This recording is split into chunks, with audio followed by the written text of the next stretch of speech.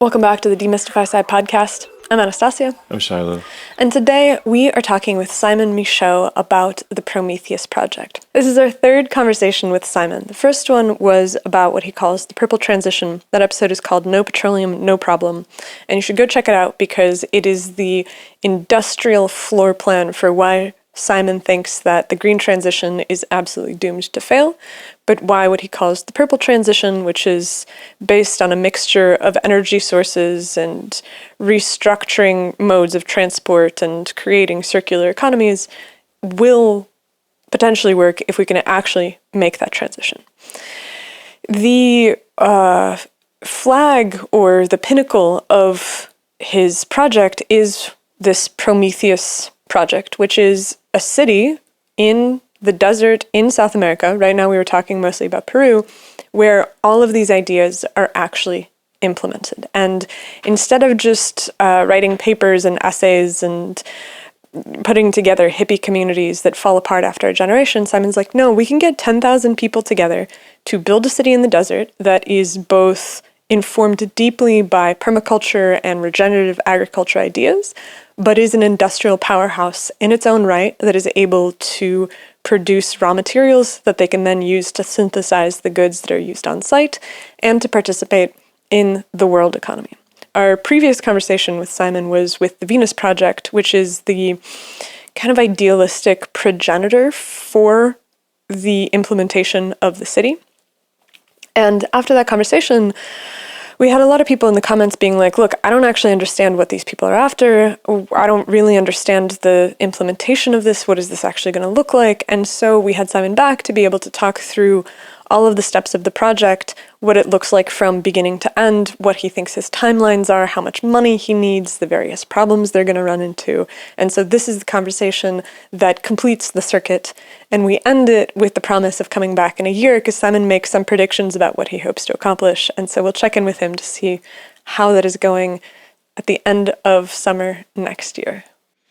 A huge part of this conversation is playing devil's advocate because, of course, any utopian project, and I think it's fair to call this some flavor of utopian project, meets the real world at some point. And so I think what's really fun about this conversation is that we get to sort of test the mettle of these ideas against the reality that setting up a city in the desert of a sovereign state presents to you. So it's pretty cool. I think that even if you check out Simon's work, he's going to be starting a lecture series very soon where he lays out all of these ideas stepwise, and you should definitely check that out if you're interested. But we have a chance to pick his brain about what could go wrong. So that's interesting because, just because utopias always fail doesn't mean we shouldn't try. Obviously, we learn a lot at each iteration. The founders of our own country here had a very utopian ideal for what this democratic republic would look like. In many ways, that's been broken, but we've learned how to set up the seeds for what comes next in the process. And this is a conversation that I want to keep having. Like Simon rattled off a bunch of different utopian projects in the course of the conversation, and I'm interested in seeing where these places work really well, where they fail, how much of it is dependent upon a kind of culty environment where everybody has to buy into an esoteric social contract that lasts perhaps only a generation.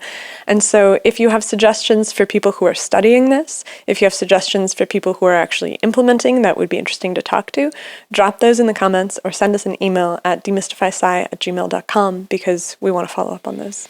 It also plays into the wider frame of how we look at science, because science in some sense is a rationalist utopian project where we believe that we can be completely objective about how we understand nature.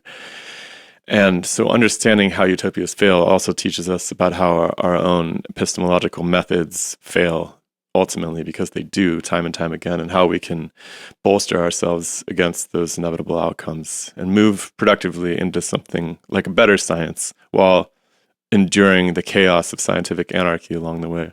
Absolutely. So if you like what we do at the project and you want to help us succeed, then consider coming over to patreon.com/demystifysci. You can sign up to give a couple dollars a month. You get to participate in our weekly patron chat where we get FaceTime with everybody who listens to the podcast and we talk about the ideas in the podcast and ideas in the world.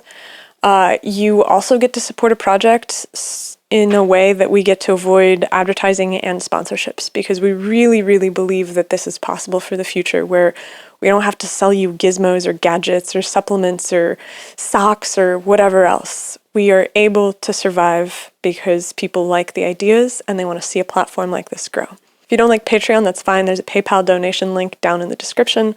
If you don't really do Patreon or PayPal, we're selling t-shirts. They're at cost right now. And so really what you're buying is the opportunity to share the podcast with people that you run into. If you can't spend any money right now, that's totally fine. Facebook, Discord, Twitter, the comments in YouTube, liking, subscribing. There's actually super thanks comments too, so you can do one-off donations that way, which is really cool. But in general, it's just so meaningful to us to be able to do this without selling stuff. A big promise of the podcast world initially was that it wouldn't be anything like corporate media, but increasingly you listen to podcasts and they're just chock full of commercials, just like old-fashioned television. And so we don't want to see that happen, and you can help.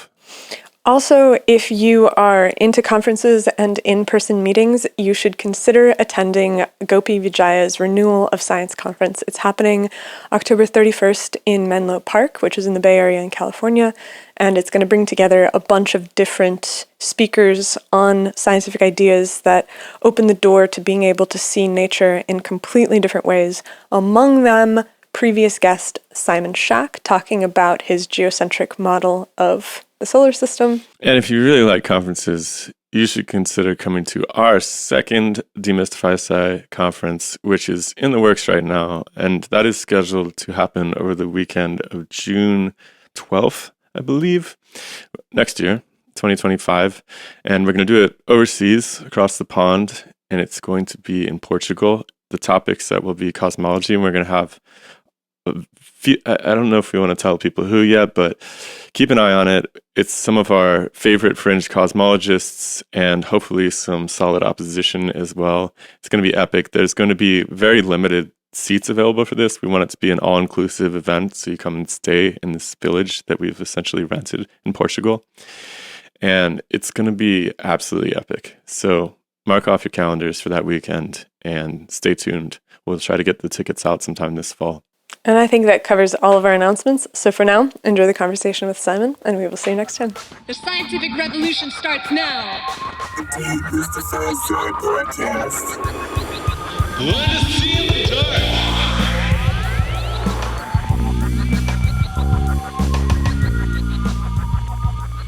dark. Shiloh, you were saying this thing about the idea that it's not the majority opinion that rules, it's some narrow set of precepts about what people think will be necessary and popular? Well, when I sat down, you guys were talking, Simon was presenting this idea that he'd been fascinated by the consciousness of group dynamics. And I think that there's something really interesting in the idea that there's a very different organism that emerges from groups, but it's not always the one that you would expect as just an assemblage of individuals as well. And that's really fascinating to me, that it's actually a totally different organism that has to be studied in its own context as opposed to just this nice democratic, majority rules situation. So it's like when you have like a group professionally working together, and a new person joins the group, and that new person, through no fault of their own, just to personal chemistry, can destabilize the whole group without meaning to. And so there's something happens when you put groups of people together, and that happens at all scales. And there's what happens consciously, but there's also the subconscious discussion. So I've been sort of looking at this because the problems I'm sort of touching on are not. We're recording though, but right? Mm-hmm. Yeah. Okay. So the problems we're sort of touching on here are not just technical, like energy and what have you. It's everything has to be rebuilt. And when that new technology comes in, how we manage that changes, right? And so we're at a point where, because we put off so many things at once, that we are now going to have to face everything at once. And in short order, humanity, when it's arguably in its weakest point in centuries, mentally, like we're very educated, but we're psychologically and emotionally much weaker than what we were. we now have to be extraordinarily strong and resilient. So we're about to go through a very steep learning curve. And then there's the question of every system that we've actually sort of tried before has failed and is failing. Like laissez-faire capitalism failed in 2008. And what we call socialism or communism, at its very, very origin, looks like a sensible system, but tends to get hacked by maniacs. And all examples on the ground have gone off on the rails and bear no resemblance. So we're in a place at the moment where humanity is in an unprecedented set of circumstances, and we just don't. Yeah, I feel like anxiety is at the tip of the iceberg for this, because that seems to be a very new phenomenon, and it seems to dominate a lot of. I feel we were looking at like popular medicines or something the other day, and anxiety medications were at the top of the list for drug sales or something. I forget what it was. Don't quote me on that, but it seemed like we have all of our material needs met, right? We have medicines that can keep us alive for longer than ever. But at the same time, there's this creeping sense of free-floating anxiety in many people's lives that they never can get enough done, or they can never quite live up to whatever expectations they're forwarded. And this is kind of the crisis of our times. And I think it'd be really interesting to I actually think all this group dynamic stuff is at the heart of this city that you're imagining, because you did a great job last time. We don't have to go through all that again, but if people haven't heard it, they should check out the first podcast, because we went through all of the technological revisions that you imagine in terms of the material circularity of the future that you'll be advocating would be implemented in this test city, the Prometheus project. But it'd be really cool to start out with the new social contract that you imagine and how that's enforced. Right. Or not enforced.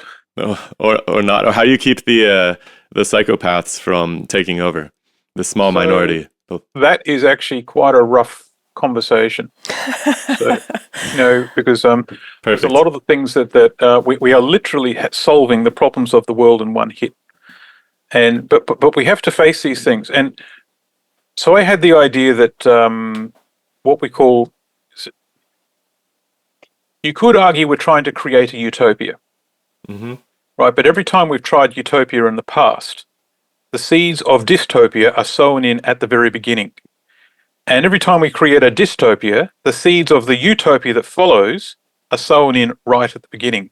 And we tend to swing across these two extremes throughout history. And so what underlies that is human nature. You know the phrase humans suck and they do dumb shit every now and then. It seems to be in our biology. So what are we... Was that Plato? Plato. It's interesting because Shiloh and I just recorded a solo conversation where we sat down and we talked about this, the problem of utopia, which is that it inevitably becomes corrupted. And it seems it's an impossible goal, because you hope that even if you collect a group of people that are absolutely ideal and pure of heart, psychopathy appears as a random mutation in the population at some percent, at some baseline rate. Not trivial, yeah. And all you need is one psychopath. And that psychopath tears the entire thing apart. And you also cannot build a utopia without being in the context of a society that is not utopian. And so you just, the job is always to kind of to ride the crest of that wave for as long as possible. And the psychopath is usually useful to somebody who's an external competitor with your utopia. Yes. Yes. So I've got the challenges that are before us now is what normally holds society together, like our ability to grow food and collect energy and do stuff. For centuries, thousands of years, we've done it in a particular sequence. But the first time that the rug's been pulled out from under our feet, at the same time, the individual person's got no idea what to do next. Right? When the British Isles, for example, cut down all the trees, and they said, no more tree cutting, you've got to go to coal, right? And so there was a short period of time of panic. And then they started mining coal, and they mined it down to the top of the water table, and they couldn't go below the water table. And so we've run out of coal now, what do we do? And the solution was someone invented the steam engine to actually then pump water out, and that brought coal back. But So each time this happens, society is just unprepared until someone thinks of something. But at a fundamental level, the average person that you pass when you walk down the street would not know how to grow their own food if they had to. And they would not know how to actually make their own clothes or repair their own furniture or do any of that stuff that society took for granted for thousands of years. So our education, while it's very much a strength and holds us together as a society, the layer of self-determination has completely atrophied under it. And so this is the challenge. And so the generation coming in, right, the next incoming generation will have to be stronger than the generation that fought World War II.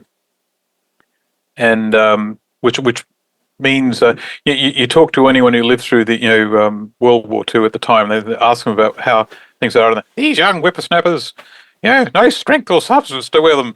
And so, but I think that's every single generation. That's proven. That's actually proven. Every generation says that.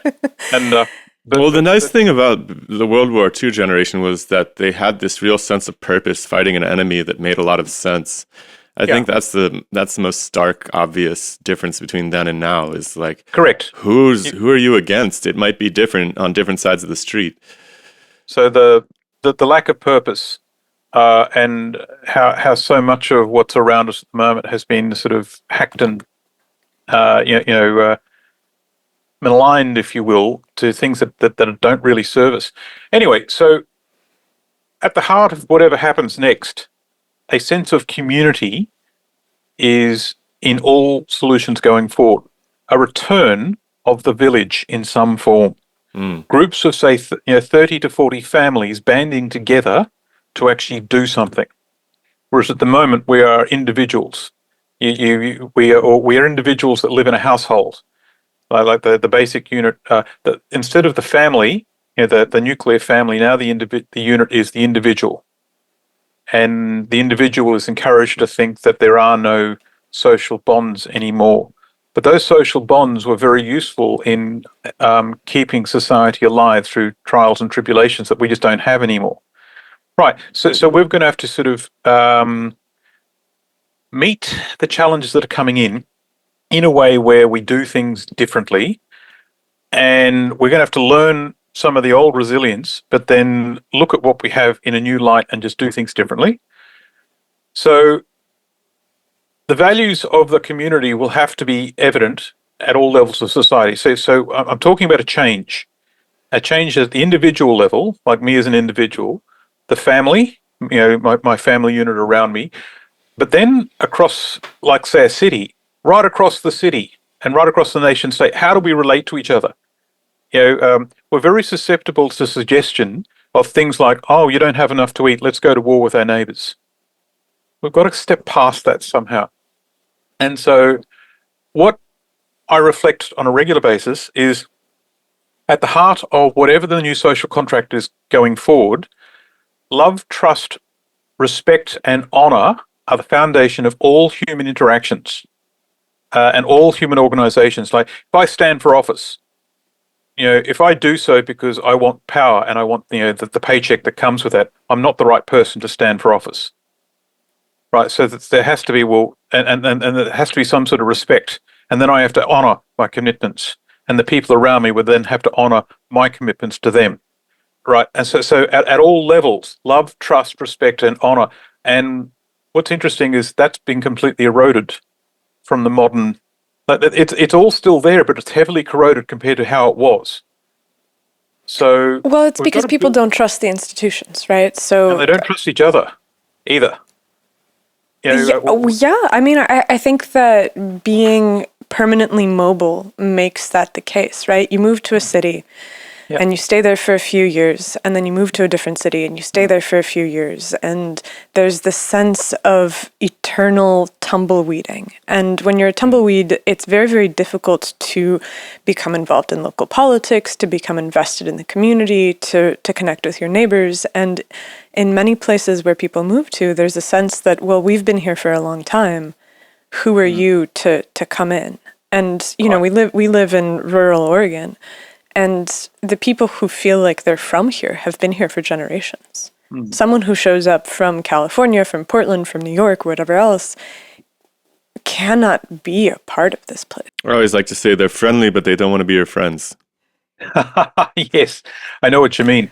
So I live here in Finland, and what I've actually sort of seen here in Finnish society has been quite remarkable, right? Compared to Australia. So Australia, there's no trust in institutions at all. But here in Finland, government is trusted. The police are trusted. They're respected. But there's also 100% transparency. Everything can be checked. You're encouraged to check it. Get on the internet and look up the Prime Minister's tax return. It's all there. And the system is designed so in such a way where you cannot bypass it.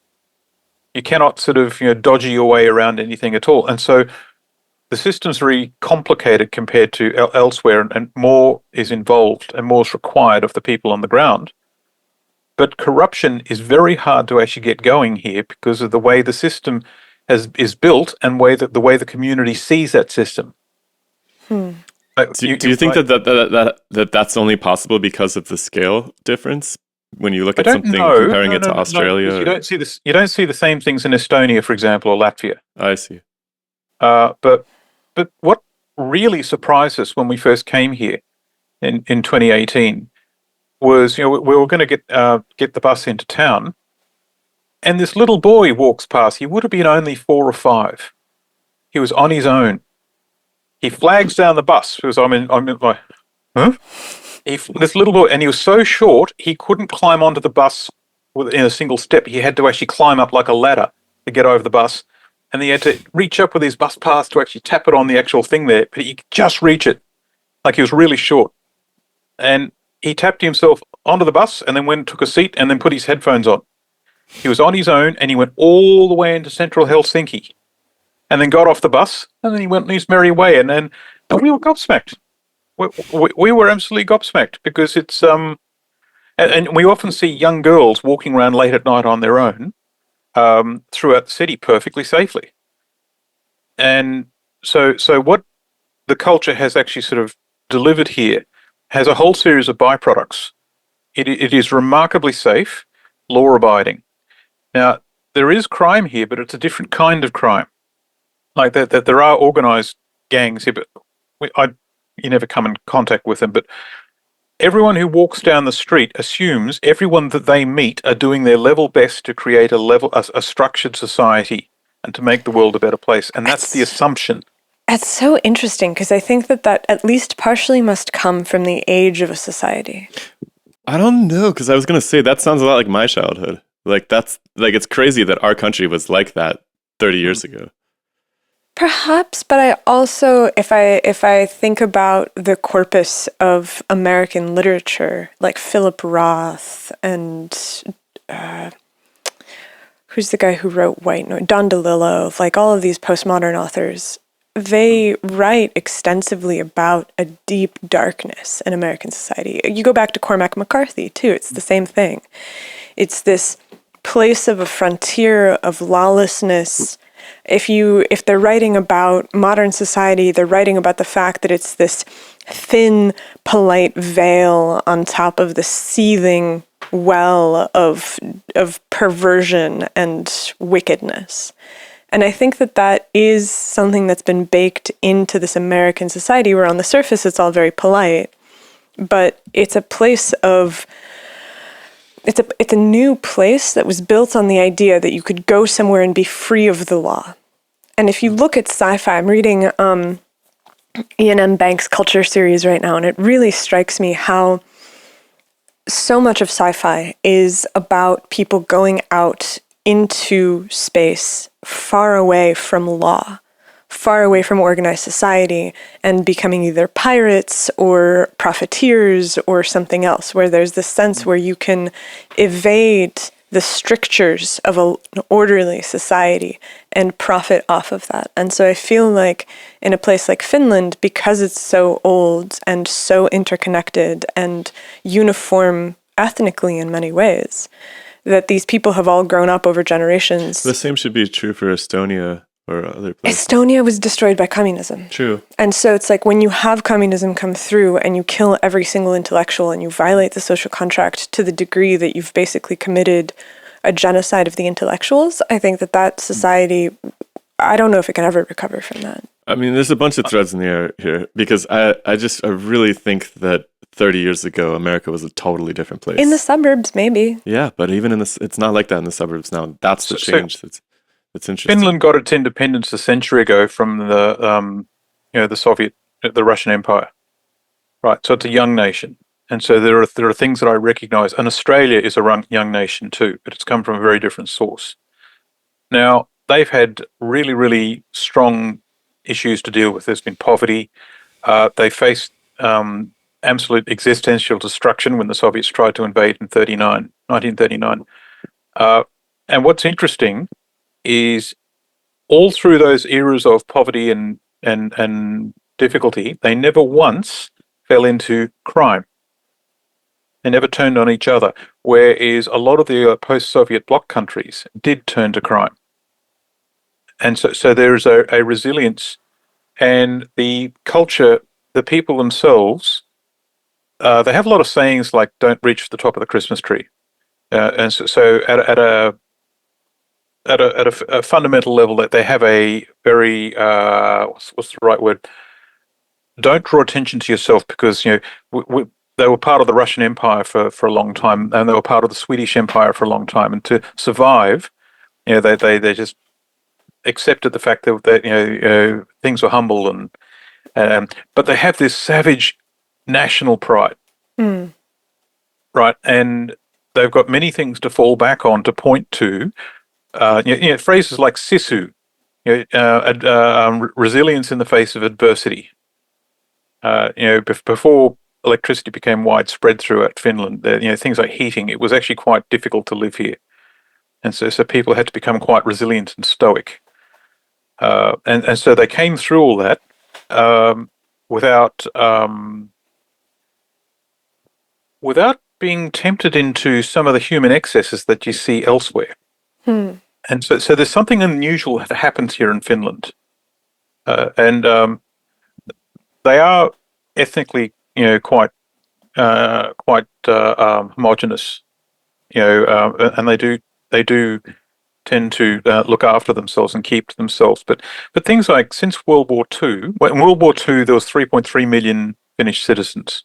Now there's something like 5.8, something like that. They haven't even doubled their population when the rest of the world has multiplied by 4 times.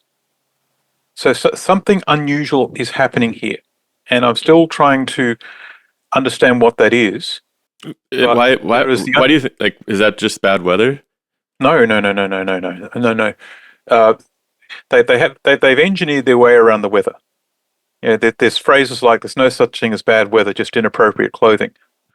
I was thinking the dark winters more.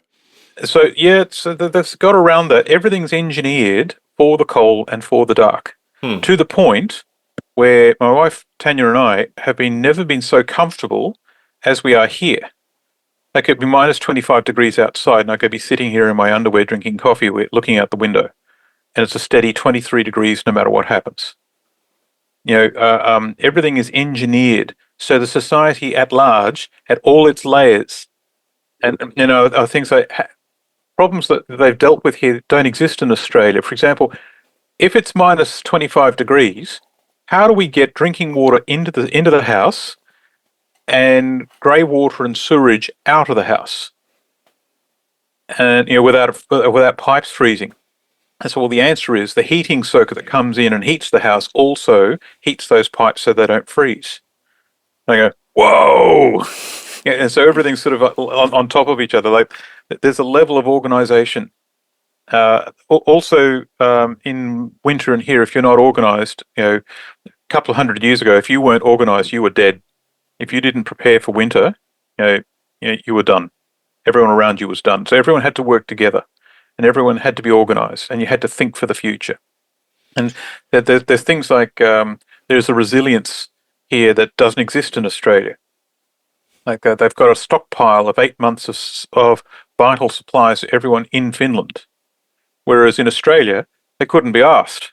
What Yeah. about rural Australia, like the people living on the edge of the bush?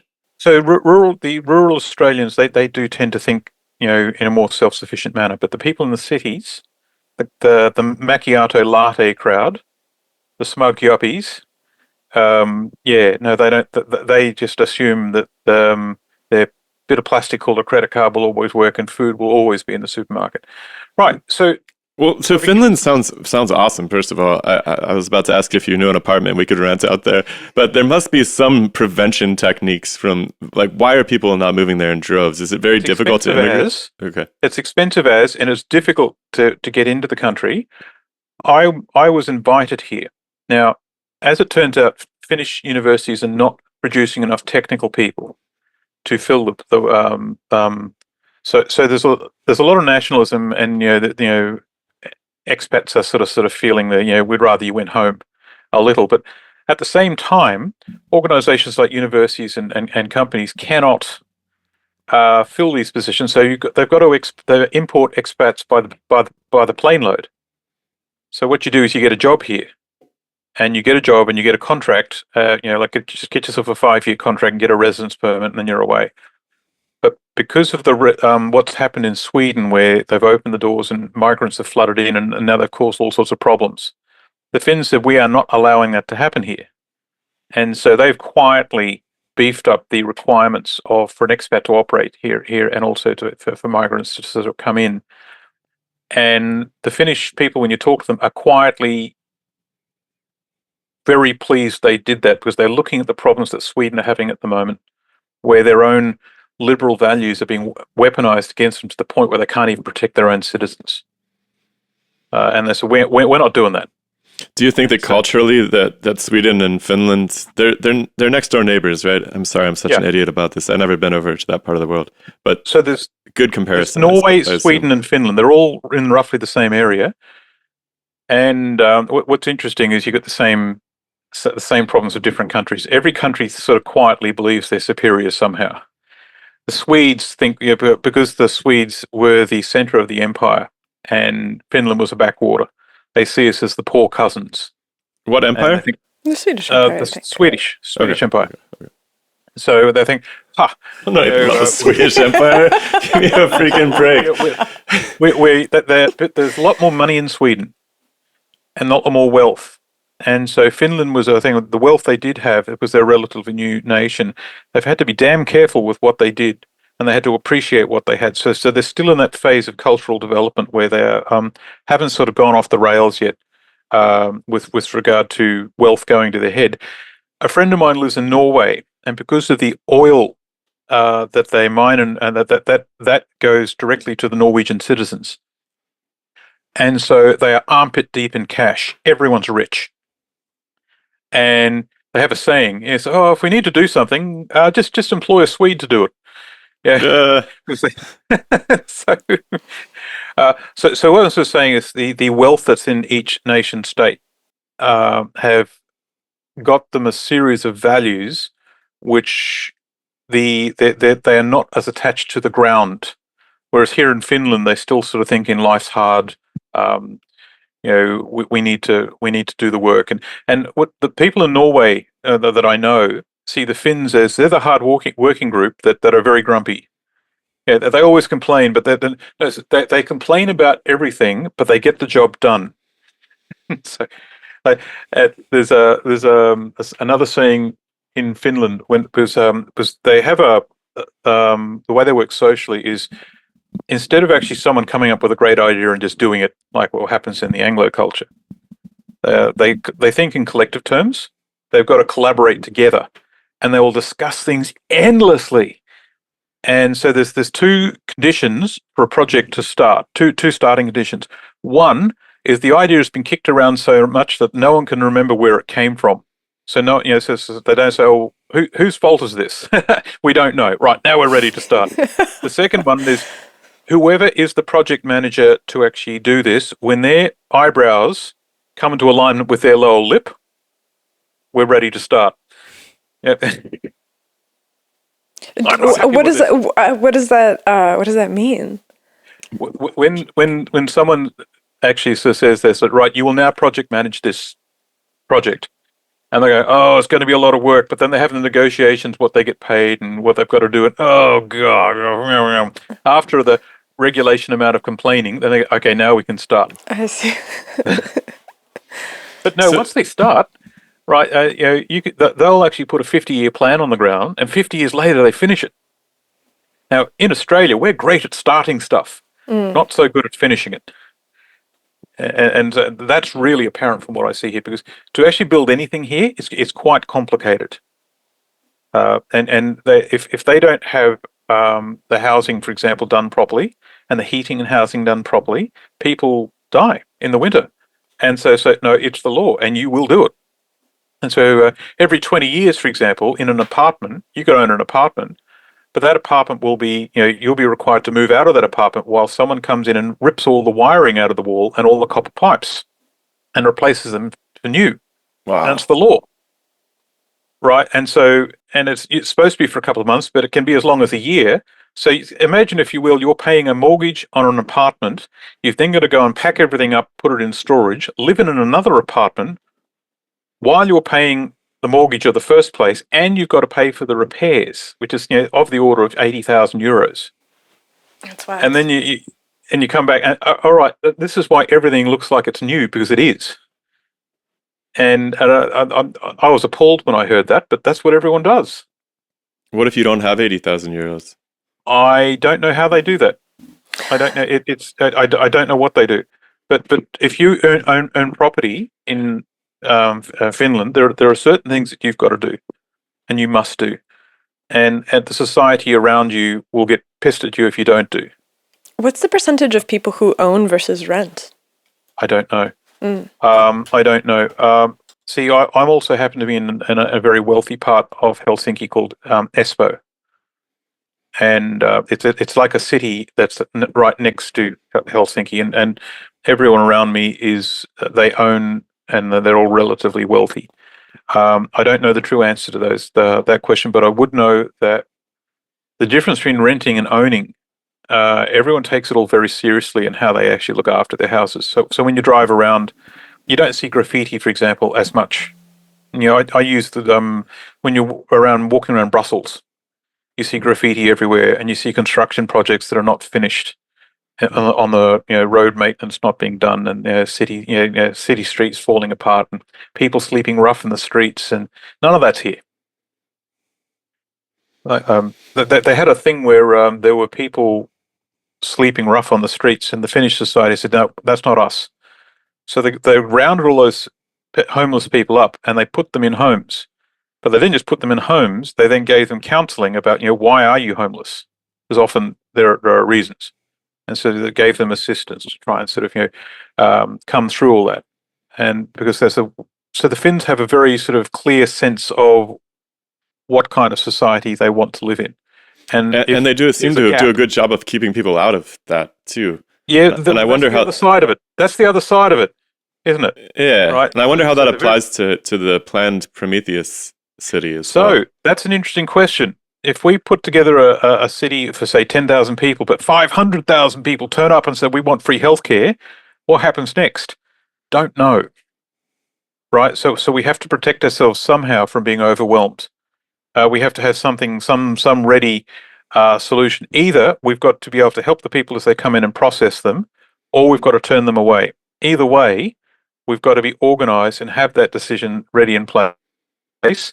They're decisions that and have got to be discussed, and a lot of the solutions that shooting from the hip, you think, oh right, no, we don't want to live that way. So I actually don't know the answer to those questions yet.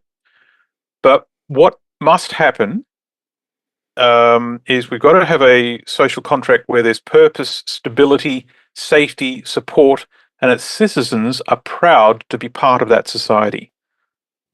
So this is actually the belief of the person. I live here because I want to. I live here because I think it's useful. So to get there, right? If like things like I'm studying all the different systems, like where things went off the rails. Like here's a good one. This here is a little red book from China from 1968. This book is actually one of the books that actually made the Mao Revolution happen. and all the tragedy associated with that.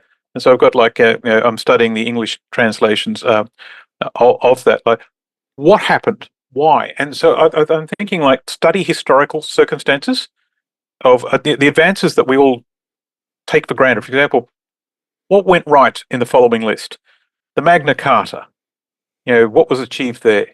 The US Constitution and the Bill of Rights, the Statement of Independence.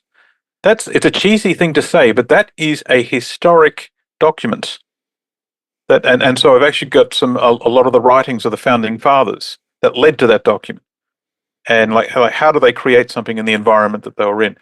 So then there's groups like the Dunham settlement in northern Italy. They've been in place now since the 70s.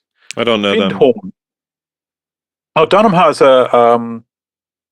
they think in terms of spirituality, but they actually set up a society. They've even got their own currency.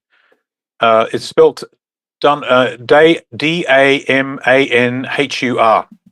in northern Italy, up near Milan, and it's they have created over time a lot of artwork in underground structures, and it's a truly magnificent thing to see. I haven't been there yet, but we want to go.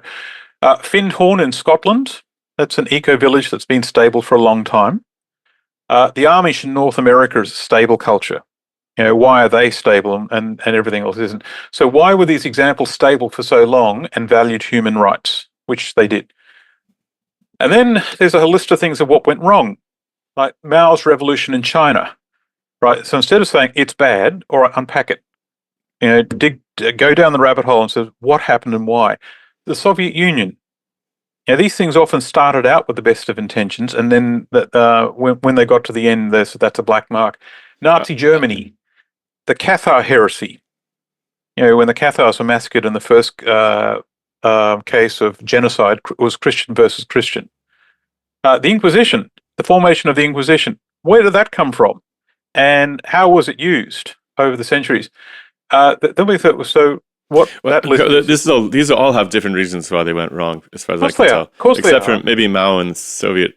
I mean, in those cases, in the communist dictatorships, it seems like the vision that you could centrally organize every aspect of everyone's lives is where it went wrong. So, but they also had in their writings how it's our duty to hunt down and destroy anyone who disagrees with us. There's the idea of consent.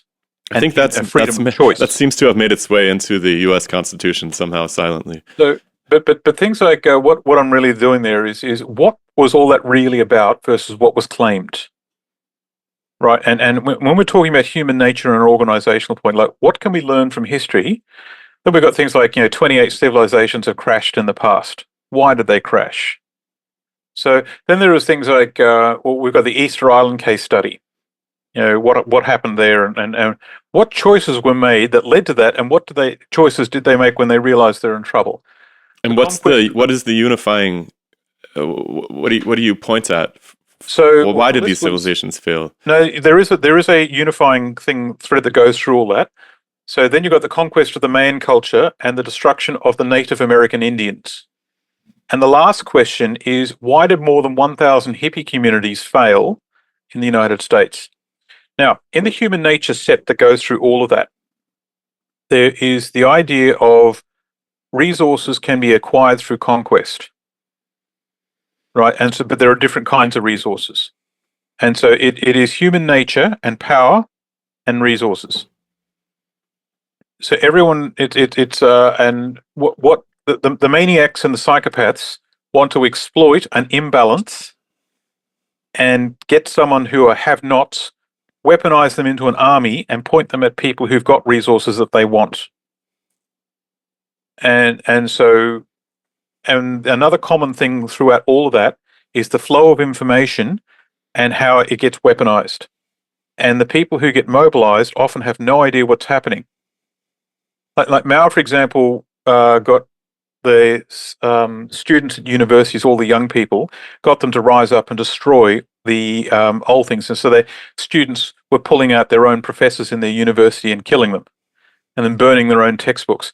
But what happened to them later? They were then rounded up and put in camps, and a lot of them died of starvation.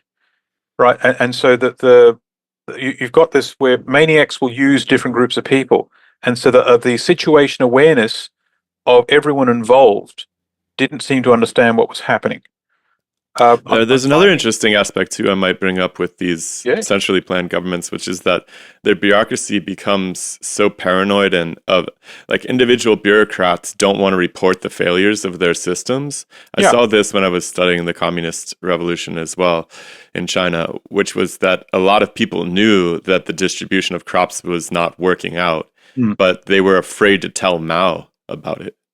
Yeah, so the distribution, the different kinds of corruption that needs to be sort of understood. And a lot of them is the flow of information and the resources involved of what people need versus what can they take. Right. And so when we're sort of setting up this system in Prometheus with the resource balanced economy, which is like an evolution of the resource based economy, is management of resources where there's full transparency and everyone understands what's going on. And can I take more than my fair share if I tried to? And we do it in a way that is not totalitarian. It's just the way the system's set up. It's designed. And not that it's impossible, it's just more trouble than it's worth. Where, there's a big flashing neon sign, don't be a fuckwit. It's just not worth the hassle. If you want to think in those terms, go somewhere else. And what I've come up with is you've got a community at the very heart of everything. But there's 4 basic wings that come off that community. So one is, what's the social contract and the society's values? What are our values? Now, when I was saying, how is it that we're actually in a society that allows certain things to happen and that's considered okay to the point where it's tolerated? We may frown on it, but we'll let it happen. So what are our values? And this is actually behind the idea of, game B in the social contract space. Then once the second wing is, what's our agreed upon laws and social governance? How are we going to administer this stuff? How do you enforce the values, essentially? Yeah, so the enforcement is actually another is actually part of that. But if you set up a situation where it naturally enforces itself without violence, right? What's and that so look instead like? So instead of actually having like a power-hungry lunatic police force walking around like beating people over the heads, it says, well, to get access to electrical power, it comes out of the wall. Get access to drinking water or sewerage, well, it all happens, and it's all managed at a central point. It's part of the law that, well, this happens, and these people, and if it doesn't work, then we need to get it fixed. You don't have someone saying, I will now disenfranchise you because I can. Right. And so the whole conversation of, the whole idea of private property, for example, if someone can put you in poverty because they can, then freedom of choice is taken from you. And so if we can sort of remove that whole conversation away from that, so one dangerous lunatic can't step in and do that.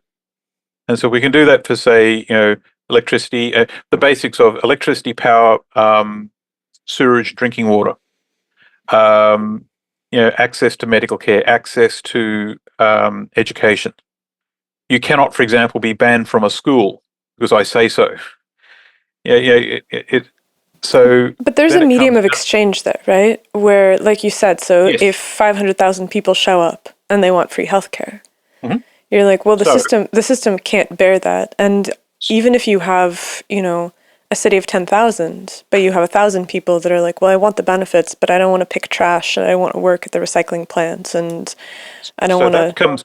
That comes down to the agreements of who's in the city in the first place.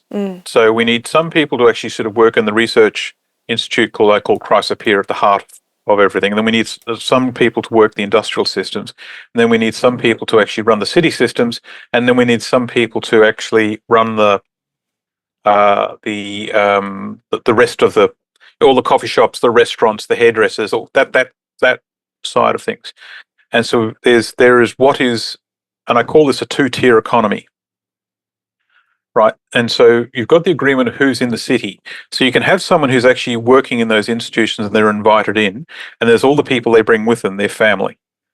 And then what does their family do? And so their family can either interact with society at large, but they're there because the person who came with them is agreed and employed to be there. It's like a mining site village. Right, and so that's how a mining site village, and so the agreement of are you allowed in the city or not, that decision, once you're in, you get access to stuff.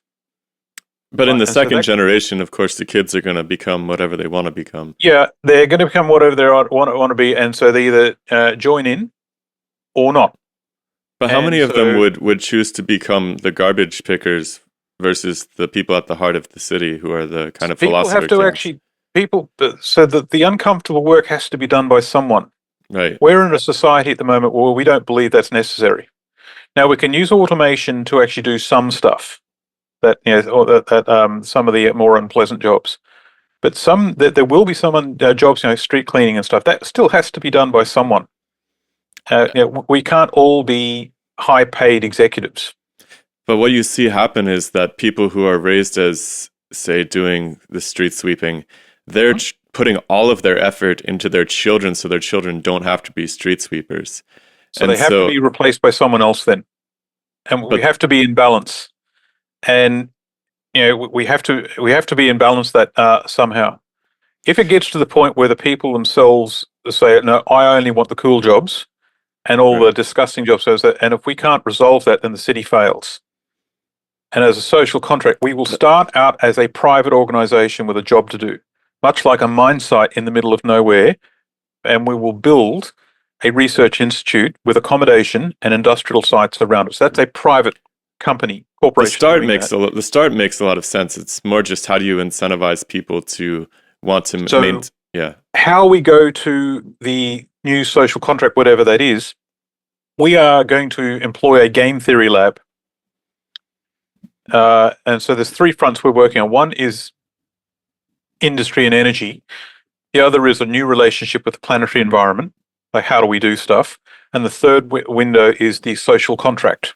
What is our social contract? Yeah, can we talk about the specifics of that social contract? Yeah, so I was in the process of, so you got four wings, right? So you got social values, you got a governance. Then the third wing is where do we get our resources from? And there's a collective agreement of what we do with them. And so there is a system to manage. And we've got to have in balance, for example, 10,000 people. Let's say we get 10,000 people. Each person will need a certain amount of fresh water allocated to them. So when I like the idea of using fuzzy logic around what we think that person will need. Some people need more, some people will use less. Right, but if one person's using, say, 100 times more fresh water than the ordinary person, something's wrong, and it needs to be asked. Why is that? And so, for example, everything's got to be tokenized in terms of management. So, normally, when you get paid a wage, right, and you live in, say, whatever city you're in, we tend to actually think in terms of 90% of that wage goes into rent, food, paying the power bills, paying communication, medical bills. If you take all of that stuff off the table, the vast majority of your wage is now being spoken for. So what we're trying to do is in a social contract, change the nature of what money is and what we use it for. So for the necessities of life, you will live in a house, you get access to electricity, you get access to sewage, drinking water, you get access to medical care, you get access to education if you need it, and if we can do it, food or some foodstuffs. You also, in parallel with that, tier 2, you get paid a normal wage. You get paid money so you can interact with the outside world, you can store wealth. And that money, do what you want with it.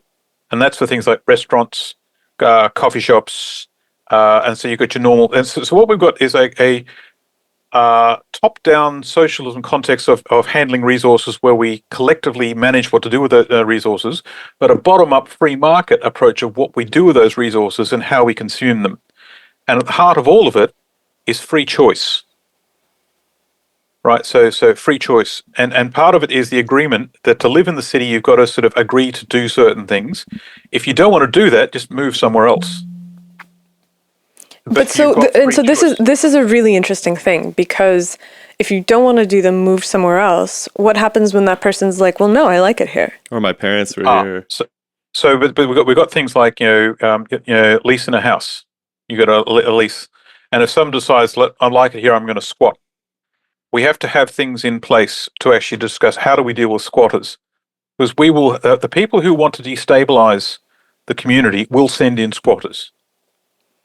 Right, and we will have to have the equivalent of police and security forces and everything. And so you'll probably have to have something like squatters for a while will be how do you say it? Squatters for a lot more. Well, instead of actually say, if I'm squatting and then call the police and a SWAT team turns up and takes them away, and that's dystopia, right? So you go through the process of what's going on, why are you doing this? This society will only work if everything's in balance. So they'll let it go for a bit, but then, for example, if the lease runs out, now, is that person on their own, or are they part of a family unit? And are other members of that family unit then are valuable to the society? Right. So you could have, for example, a family unit, and the father would work in one of the operations, and that's considered valuable. But everyone else says, no, not interested in doing that. I'm just going to squat. All right. That's fine, because your father, the unit that you're part of, is working. The moment you move out of home and you go on your own, the social agreement to be there is, well, now what? To be allocated a house and have a lease in a house, you've got to agree to certain things. If you don't want to agree, you don't get your lease. Now, if you're squatting, you've got to have some sort of level of law and order to actually protect society. Otherwise, you get what's happening in Sweden. I mean, I see the stick angle, but I wonder if there isn't a way of making the industrial work cool again. Like, I see this as a generational succession issue, where if you put the philosopher kings at the center of the city, everybody's going to want to be a philosopher king. And if you don't find a way to, at the ground level, include the people who are in those industrial capacities in the actual organization of the city, they're going to feel it's going to become an undesirable cast of people. So you have to remember the environment we're going into is the life that we are normally to take for granted is really, really going off the rails, right? Other places, for example, like Chicago, for example, or parts of Detroit, they're tearing themselves apart, right? And so then the thing is, well, if we want a stable, clean society, then this stuff has to be done. Right, and if you don't like it, well, why don't you go live in one of the other places where this doesn't happen? And so, if everyone understands, you don't appreciate something till it's been taken away. So other parts of society will understand. Then the normal things, like you imagine living in a city, for example, where garbage collection was discontinued because they didn't have the money to run it anymore. How soon would you then start appreciating garbage collection?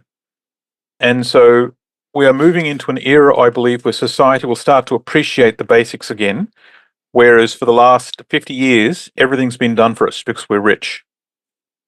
I think a way to make it cool again would be to really invest in the intellectual muscle of the people in those industries, so that there is a natural ladder that people can climb in those industries, yep. Right? To the point where they can, right? If you really encourage people like the philosopher kings to be distributed throughout the industries as well, then you have this hierarchy that's possible for people to imagine, okay, I'm going to work on new robotic systems for this industrial reclamation plant, and I'm going to figure out ways to automate it and make it more powerful, such that this becomes a really intellectually desirable position as well. So you don't have this social stratification between the philosopher kings and the industrial people, right? They can be philosopher kings too. Well, this is really interesting to me, because the idea of a city of philosopher kings is very tempting, but I'm like, intelligence is distributed along a normal distribution. And so it seems to me from everything that I've seen that most utopian projects that I've looked at have been the domain of intellectuals. Intellectuals look around and they realize that the society is crumbling and that it's not the right way of doing things, and so they decide that they're going to strike out on the basis of their ideas and form another society. But at the same point, people that have that are high intelligence rarely want to do menial labor. And so if you have a group of people, if you have 10,000 people that are a standard deviation above the median intelligence, do you still have people that are interested in actually doing that work? So getting people to agree to stuff and what they value and what they do, that's an interesting discussion. I think it will work when people understand that the world has changed and we value things differently. Like we're a very materialistic society at the moment, where we think in terms of hierarchies and totem poles with regard to our material possessions. If we start to value the idea of, if we go through some hardship, if society goes through some hardship, and then we come out the other side and we think, right, we now understand the basics and the value of the basics. Finland, for example, still understands very much and values very much the basics that hold society together. Trying to actually get people in our current form to do that, we are all very self-entitled. And that's going to be a discussion that's going to be difficult to have. Everyone wants to be a philosopher king, as you said. Everyone wants to be rich, right? And so what may end up happening is we might have to actually sort of employ people from outside the city and just say, look, this is menial labor. Come and get a job if you like, but you won't live here, but we'll pay you. It could be something as simple as that, while the rest of the city then comes into stability. You've got to. We all want a magic solution, but we've got to do the work to get there. And if we want to be self-sufficient, then everyone in the city has got to take part and be self-sufficient. Where at the moment, we want to have our cake and eat it too. And this is like a change in the social contract. Like, we're not talking about, for example, a social contract where the land of milk and honey, and it's, everything's wonderful and unicorn poo and rainbows are everywhere.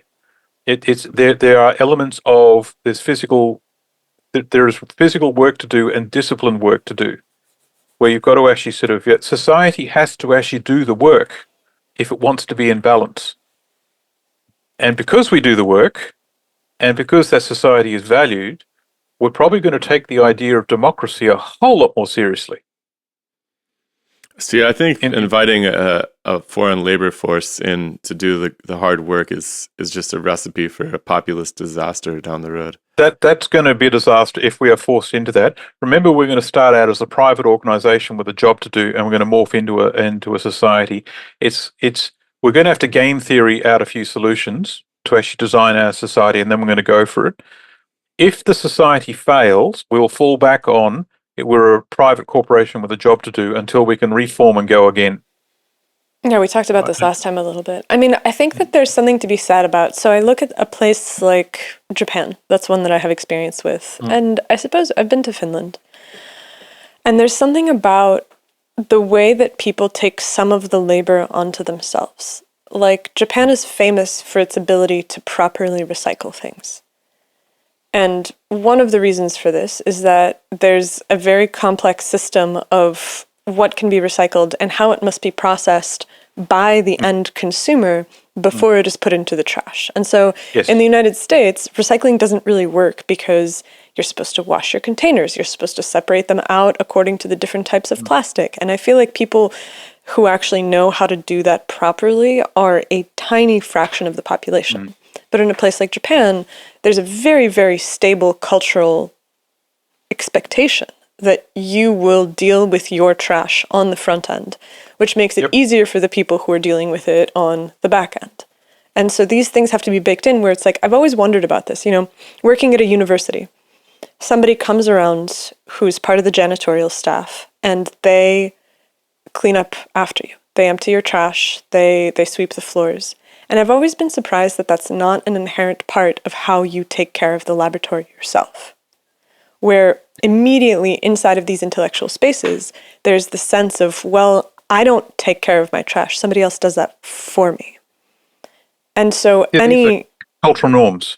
Yeah, exactly. And so I feel like there's probably a relatively large fraction of the population that looks at that and is like, well, no, I would be happy to take care of the earliest baseline fraction of that. But nobody else around me does it. There's no, if I do that, then the janitor doesn't have anything to do, et cetera, et cetera. And so if this is laid out on the ground floor, so to speak, then I feel like a lot of the work gets taken on by the quote unquote philosopher kings or whatever. The social contract of the people there. Now, when the settlement starts, it'll be started by people that we pick, and we hope if it works out that a large proportion of the population are dedicated to be there to create something like what's in line with the vision. Right, and so when we make suggestions, we are trying to achieve ... Can you help us? How will you pick people? Like personality tests or psychological assessments? There's a lot of discussions about that, because it's not just the people, it's the people who might come with them. And one of the challenges, for example, let's say you might employ someone and their family comes with them, and they've got kids that are, say, 10 or 12 years old. Does that mean we're going to profile kids? No. Right, but those kids will grow to adults in that city. ... and things go on. So we've then got to design a system that if those kids then don't want to take part in society, then society is actually sort of geared where it's natural for them to want to take part, or it's they can do what they're doing without interfering with society's function in some form. But they are looked after and they are cared for, and they have everything that they need by virtue of their parents' work for the group.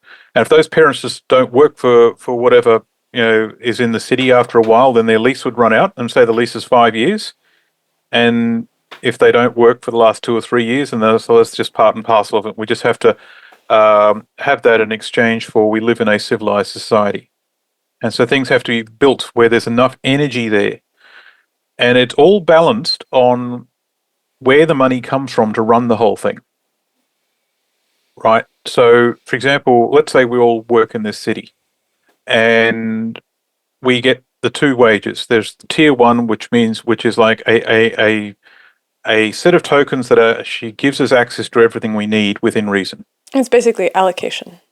It's an allocation within reason. Sure. So instead of saying a ration, it's like a fuzzy logic. If you want more water, you use more water. But in this, the system will record, so you're using 30% more water than your neighbor. Why is that? Like, someone will come and talk to you. Why is that? So instead of saying your water cuts off on the 12th of the month, that's bastard behavior. To actually come and actually sort of ask, why is this happening? With the idea of everything's optimized for the well-being of the people in the city, not economic value. And that's where things in the past have gone wrong. What are we optimizing to? Do we value well-being? And you had groups like the Native Indians and the Australian Aborigines. They valued well-being, and they valued a stable relationship with the environment. A lot of the European cultures value economic value only, and everything else is secondary. Have there been any successful cultures that have managed to blend a love of comforts that are brought about by industrial society that also value individual well-being? I don't know. I don't know of any. That's what I'm saying is we are moving into an unprecedented culture. It could be that we have to accept the fact that society is about to simplify, shrink in size and complexity, and we value different things. Like we value, for example, inner work. We'll go to a more like spiritual work so we can mature ourselves as individuals and as a society. That is valuable. And we are less concerned with material things of having the latest iPhone or a brand new car every year. Or in other words, you have to in some sense welcome some degree of poverty. Poverty's coming. Poverty's coming whether we like it or not. The question is, can we somehow step around the nastier side of poverty? Yeah, we were reading this William James lecture series the other day, and he makes this really interesting accusation that the fundamental fracture in the Western way of life is that they look down on people in poverty. And he's talking about saints actually and sainthood. And he's like, hold on. Sometimes people who are quote unquote living in poverty, yes, they're suffering and toiling, but they actually have very, very full and meaningful existences, and they don't appreciate being condescended on by people who are in the rat race trying to get that extra dollar, who are living these really shallow lives. And so there's this really interesting values discussion around poverty itself, which is assumed from intellectuals that it's undesirable. And of course, there are undesirable features of poverty, undoubtedly. But whether the idea that you need to be earning money should be, or earning more money than yesterday, is baked into the equation of how one should live, is something that requires examination. Well, and it's... Oh, go ahead. I'm very interested in Robert Sapolsky's ideas. Where a lot of our behaviour is determined by our environment. And everything. And so the idea of materialism, if it's seen as, and it has a profile of addiction. And so if you actually look at, there's groups in Portugal, for example, that treated drug addiction as a medical problem, not a legal problem. They did things like they had a medical, if you were a drug addict, you could go to a medical centre, and next to the medical centre, there is a facility we can go to, and you can have as much drugs as you want as long as you use those drugs on site. What that means is it gets the drugs off the street. And if there's a problem, like if you OD, you're right next to a medical centre. Right. And so then they would have a counsellor to come and talk to you. And so if you could actually score a hit any time you want, then they can start talking about the reasons you're on drugs in the first place. And what they found is there was a 95%, there's a really high percentage, I think it's 95% of people who were on drugs after about 18 months left the drugs and didn't go back. They rejoined society and they just did things because they sorted themselves out. Right. The reason I say all that is, what is the nature of addiction? What is the nature of, what compels us to do things? And a lot of the materialist rat race facilities, paradigms, have an addiction profile. And if we could actually unpack that a little bit, and in a social context, if everyone had enough food and they lived in a house that was reasonably okay, and you had everything you actually needed, right? And you weren't in a position of survival. Like professionally, you didn't worry for, am I going to be able to pay the bills and feed my family? If you took all that away, right, and then that was stable to the point where you believed it, right, then you actually ask the idea, is materialism a form of addiction? So this is really interesting, because I think that if you were able to cast materialism as a form of addiction, which I think that it is, right? I think that people have lives that are not terribly meaningful, and the exchange is, I see this a lot in people who work in tech, because I know a lot of them. And there's something about software engineering that drives people to get into it because it's a really well-paying position. But it's not something that they inherently love and want to be doing all of the time. And staring at a computer screen for 8 to 10 hours a day, doing menial kind of boring tasks, is really spiritually destabilizing. And so they're getting paid a lot. And what happens is that because they have all of this money, there's this immediate transference of, okay, well, I've sold my time, I've gotten this money, I might as well spend it on something that fills the void. And then you see in these communities, actually, it's really interesting, there's a lot of Buddhism and meditation practices, which to me speaks of people trying to deal with the quote-unquote suffering of the world, which is that they're doing something that's inherently not meaningful. And so they have to create these complex spiritual structures on top of it in order to be able to calm themselves down while they're giving away the only thing that really matters, which is time. And so they buy stuff or they meditate, whatever. And so I think that if you create a society where you've given this baseline of security to people, and the question is, would you be able to get away from materialism? I think the only way that you could is if they also have access to the sublime. where untrammeled nature, wild places, silence, a connection to the earth, music, art, like these things are the places where you can actually find a tremendous amount of meaning. And something that I wonder about with the site that you've chosen for the Prometheus project is that it's kind of in a desert wasteland. Yep, we'd have to create everything. We don't have the site, by the way. There are legal issues with it. We'd like to use that site, but there are things. It may end up being somewhere else. What are the legal issues? I can't really sort of talk about it. I mean, presumably it's in the middle of an existing state. So it's private land. It's privately owned land, and there was a series of MOUs that allowed us to talk against each other. And for me to tell you what the problems were, I'd have to breach those MOUs. And that's the problem. Memorandum of Understanding. So, but I mean, we could talk about the extant, like the Venus project people who came and presented last time. They're like, we can't really do much with this compound because we are under the thumb of the local bureaucracy, and there's zoning issues, and it seems like no matter where you go, there's going to be a pre-existing population, whether it's a state or it's the indigenous people. In the case of expanding westward for the United States. Yeah. So, good luck. We're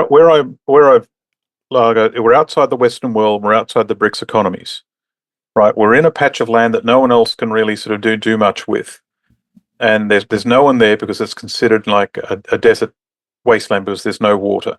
So we're not in competition with the locals for anything.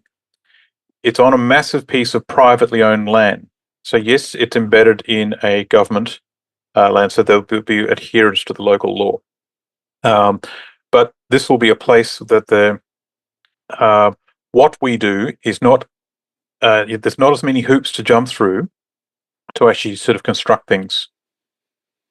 And so we can put up a series of research laboratories and actually do stuff and be within what's legal, and everything's fine. But we're not in competition or not at cross purpose with an existing populational community. And that's why I wanted to go there. There also happened to be a world-class geothermal deposit there, and there was also a lot of volcanic ash that was there. And so both of those are very useful when it comes to ideas of industrial permaculture. But there's still this thing of like when you bring people to a wasteland and the landscape is really harsh. Now we've got to go back to, yes, we've got to create stuff. One of the things we're going to do is we're going to green that desert, that whole region there.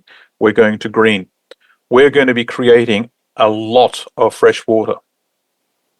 And so, for example, for like it was like cloud harvesting and solar stills. Well, there's a number of things we can look at. Like there's a lot of fog in the area, but we would take water from the sea, desalinate it in a thorium reactor or a geothermal deposit reactor, but I prefer thorium. When you're taking seawater and you turn it to steam, the steam drives a turbine, generates electricity. That steam has been desalinated. Right, then collect that steam, send it up into the highlands because it's actually sort of it's elevated as you go in. Collect the steam and it cools into a water reservoir of fresh water. Correct the mineral balance and irrigate it back downhill into the areas that you want to green. So that's our drinking water, and we did some rough calculations of if we're regularly generating electricity, that's enough water for the population, but also for several industrial actions. There's a massive amount of water left over. Right, so we can now green that whole area and we can turn it arable again. With the saltwater brine from the sea, we then separate out the sodium and the chloride and the other metals, and we make batteries out of it.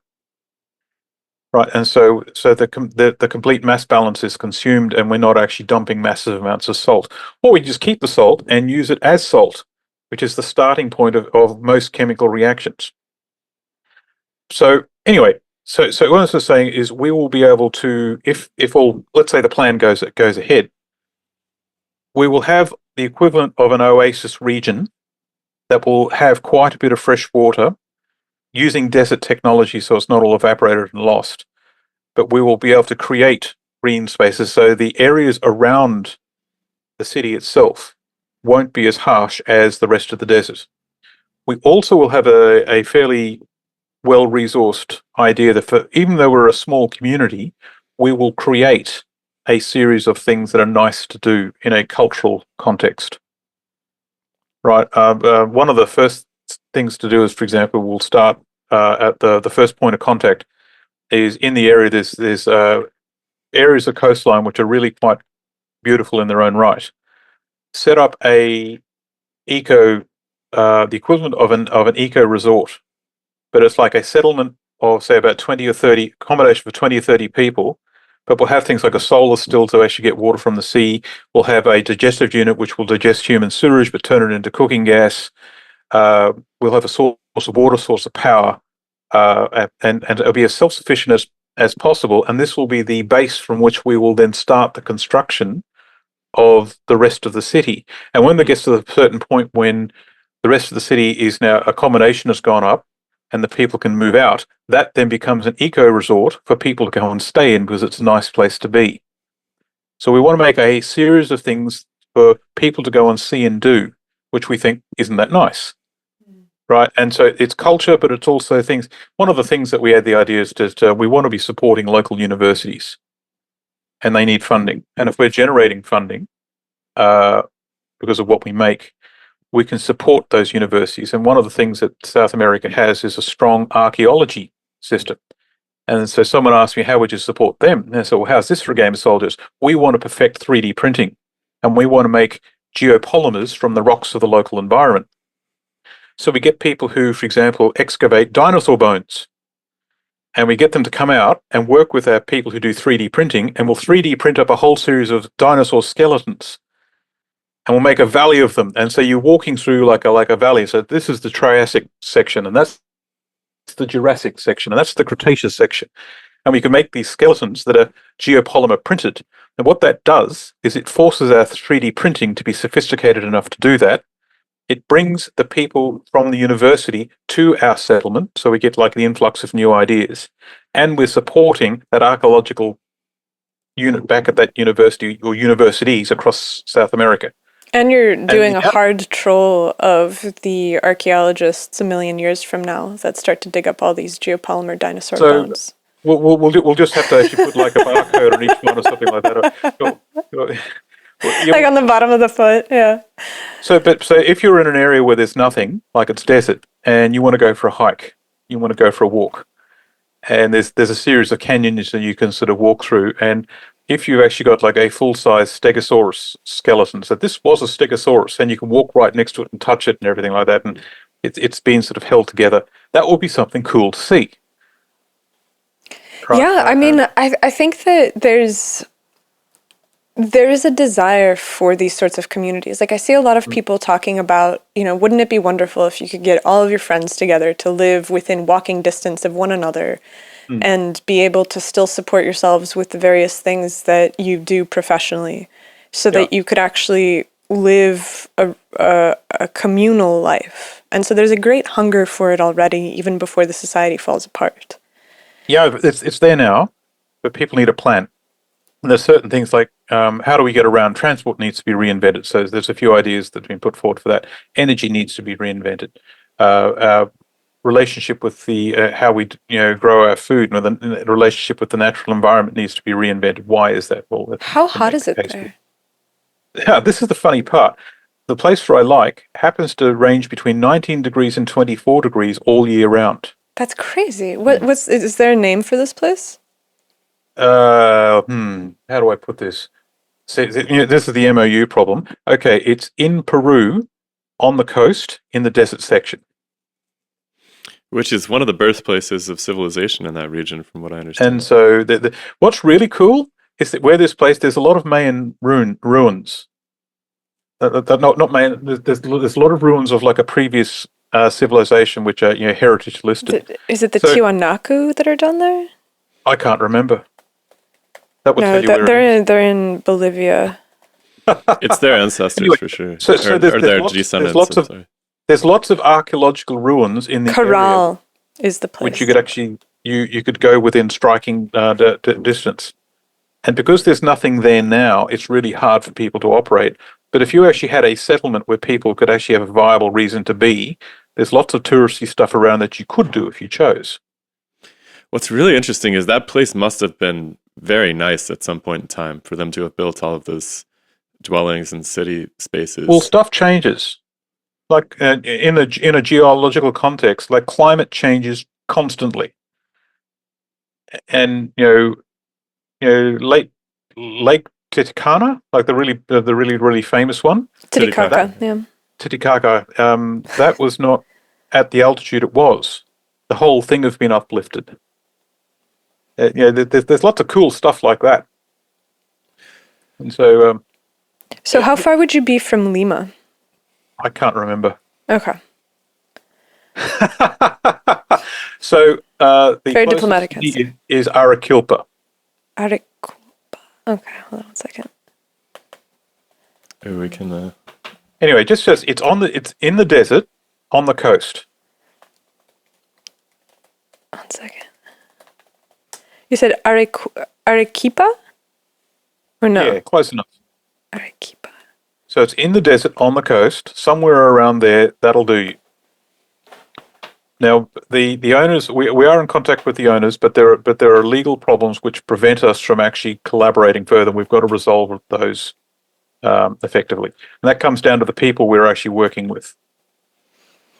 Anyway, So like this is kind of the area we're talking about. So Titicaca is over here. yeah, And then these would be the highlands that you're saying that you would but we're right on the coast. Right. We need right, access to that seawater, and so we don't need a lot of land, because the settlement, when you actually sort of calculate the metrics of the size of it, it's going to be a circular city, but it's only going to be something like 2 kilometers across. And that's bugger all. Anyway, so there's a number of challenges there, but once you get past those challenges, there's a number of advantages. Hey guys, quick interruption. I really need your help.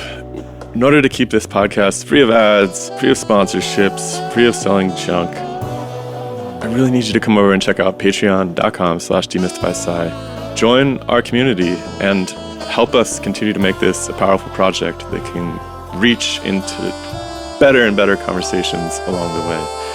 The only way to do that is to support us over at Patreon, and I would love to see you there. So this is something that we talked about a little bit, which is the inherence of violence. So a settlement forms, right? And, what is the reason for that settlement? Like every city has a reason behind it, a purpose.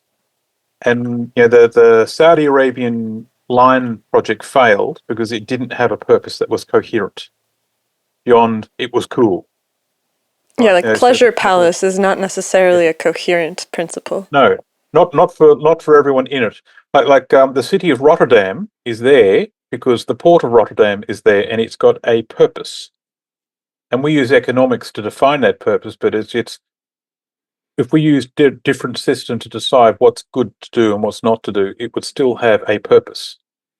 So as that purpose comes together, and you've got a community of people who are dedicated there to that purpose, right? And so as they live and they work there, they would then do things outside of the work. And so we are together by choice. We are forming a community, and we are held together by a series of paradigms, purposes, and beliefs. Have you studied Burning Man very much? A little, and I'd like to go one day, but here I am, stuck on the other side of the planet. But it just seems like an interesting iteration of this, right? It's a group of people that all have an orientation towards making things, being creative, coming together, making the city. And obviously it's a temporary city. Yep. But it's astounding to me because the ethos of the event is that everyone brings something. So people spend an entire year preparing for the next burn because they have these massive projects that they participate in, and they haul them out to the desert and set them up and allow other people to enjoy them. And that's the basis of the economy. There is the experience and the things that you bring. Right. So and it all has to be in balance. So on one hand, you need the creative chaos. On the other hand, you need the structured containment. And you have to have the harmonious marriage of the two. They're not in conflict, exactly. But they're harmonious. But I think Anastasia was asking about threats from external violence. Like you always have, every nation state has to contend with its neighbors to some extent. Yep. Are you guys going to have an army? So there's a few there's discussions amongst us. For example, we're a research hub and a technology hub, and one of the things we all agreed on is we will not do weapons research because that just attracts the wrong sort of attention. But we also do need to have layers of defense. Some of them physical, some of them are cyber, and some of them are social. Right, and things like, for example, South America is great, but there are drug lords everywhere. What if the drug cartels set up business in our city? Now what? Like what sort of defences could we have in place for that? And what's been talked about now is we will invite law enforcement officials from all over South America and all over the world even, where we pay their travel costs and they randomly travel to the city and they walk around and they inspect everything. So if you're a happening drug lord and you want to set up in our city, understand that your operation will come under the regular scrutiny of random people. And it's not just one person, you don't even know who's coming, so you don't know who to bribe. And then that information will be then published. So your operation's going to be put under the spotlight. So your happening drug lord will go, you know what, let's set up somewhere else. What about external state actors? Yeah, like what if Peru decides that they want a chunk? Well, we have to adhere to the law of the land. We're on private property and we will have a lease. So if the state of Peru comes and nationalizes everything because, then everything goes tits up anyway, and so, well, we've just got to accept that and we have to up stakes and move on and do something else. If something as extreme as that happens. And I should say it has happened several times down there. Well, if then that's what happens. You can't if the local nation state says, right, you now belong to us. And then there'll be discussion, well, can you legally force it? We're going to change the law. Oh, right, okay. Then is it a case, can we still operate according to our mandate, right, under those conditions? And are our people safe? And if the answer to that question is no, we disband. Simple as that. Experiment's over. Bye-bye. And what we produce between now and then is the outcome. With each passing year, we will do cool stuff, right? And so there's the quality and impact of the work that would come out from that. But if it turns out it's just right, you're too valuable, you now belong to us. Instead of actually trying to force the issue and trying to actually sort of hold out like the Alamo in Texas, that always ends badly for the people involved. On the other hand, physical defences need to be put in place too. And we need to be able to know, for example, large amounts of people are moving in on the city.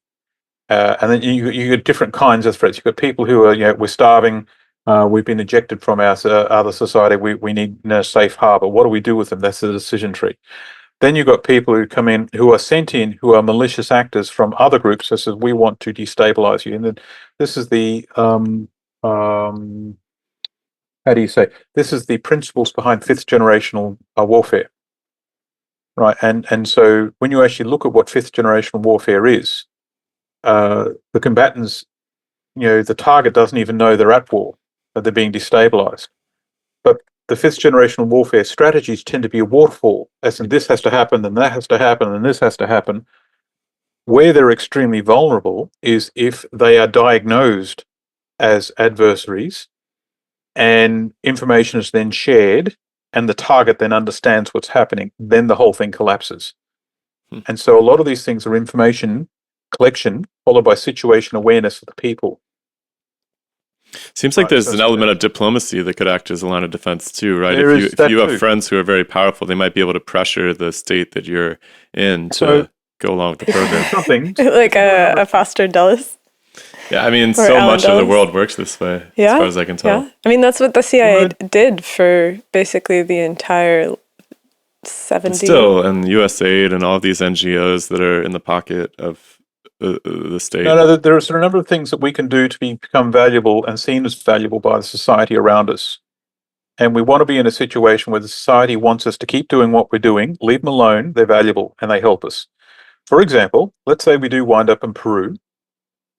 About half of the country doesn't have sewage sanitation. There are drinking water shortages for about half of the country. Wow. What if we worked out a way of doing both sewage sanitation and drinking water, desalinating water from the sea, in a way where the people on the ground actually had direct control over what they were doing? We develop a technology to do it. There's a number of ideas that are doing that, but instead of selling it, we open source it, and then we facilitate local communities to get established in it. And then those communities go, right, those guys really helped us. Right. And so we don't want to be the rich gringos that have everything in and a lot of wealth. Well, everyone around us is in deep poverty. Right. So we will be handing out technology around us that would actually then lift the capacity of society around us. And anyone who might come and attack us, for example, understand who they are and what they want, and then turn it around, fifth generational warfare, in terms of make it just that little bit too hard. Not that it's impossible, it's just not worth the hassle. Let's go pick on another target.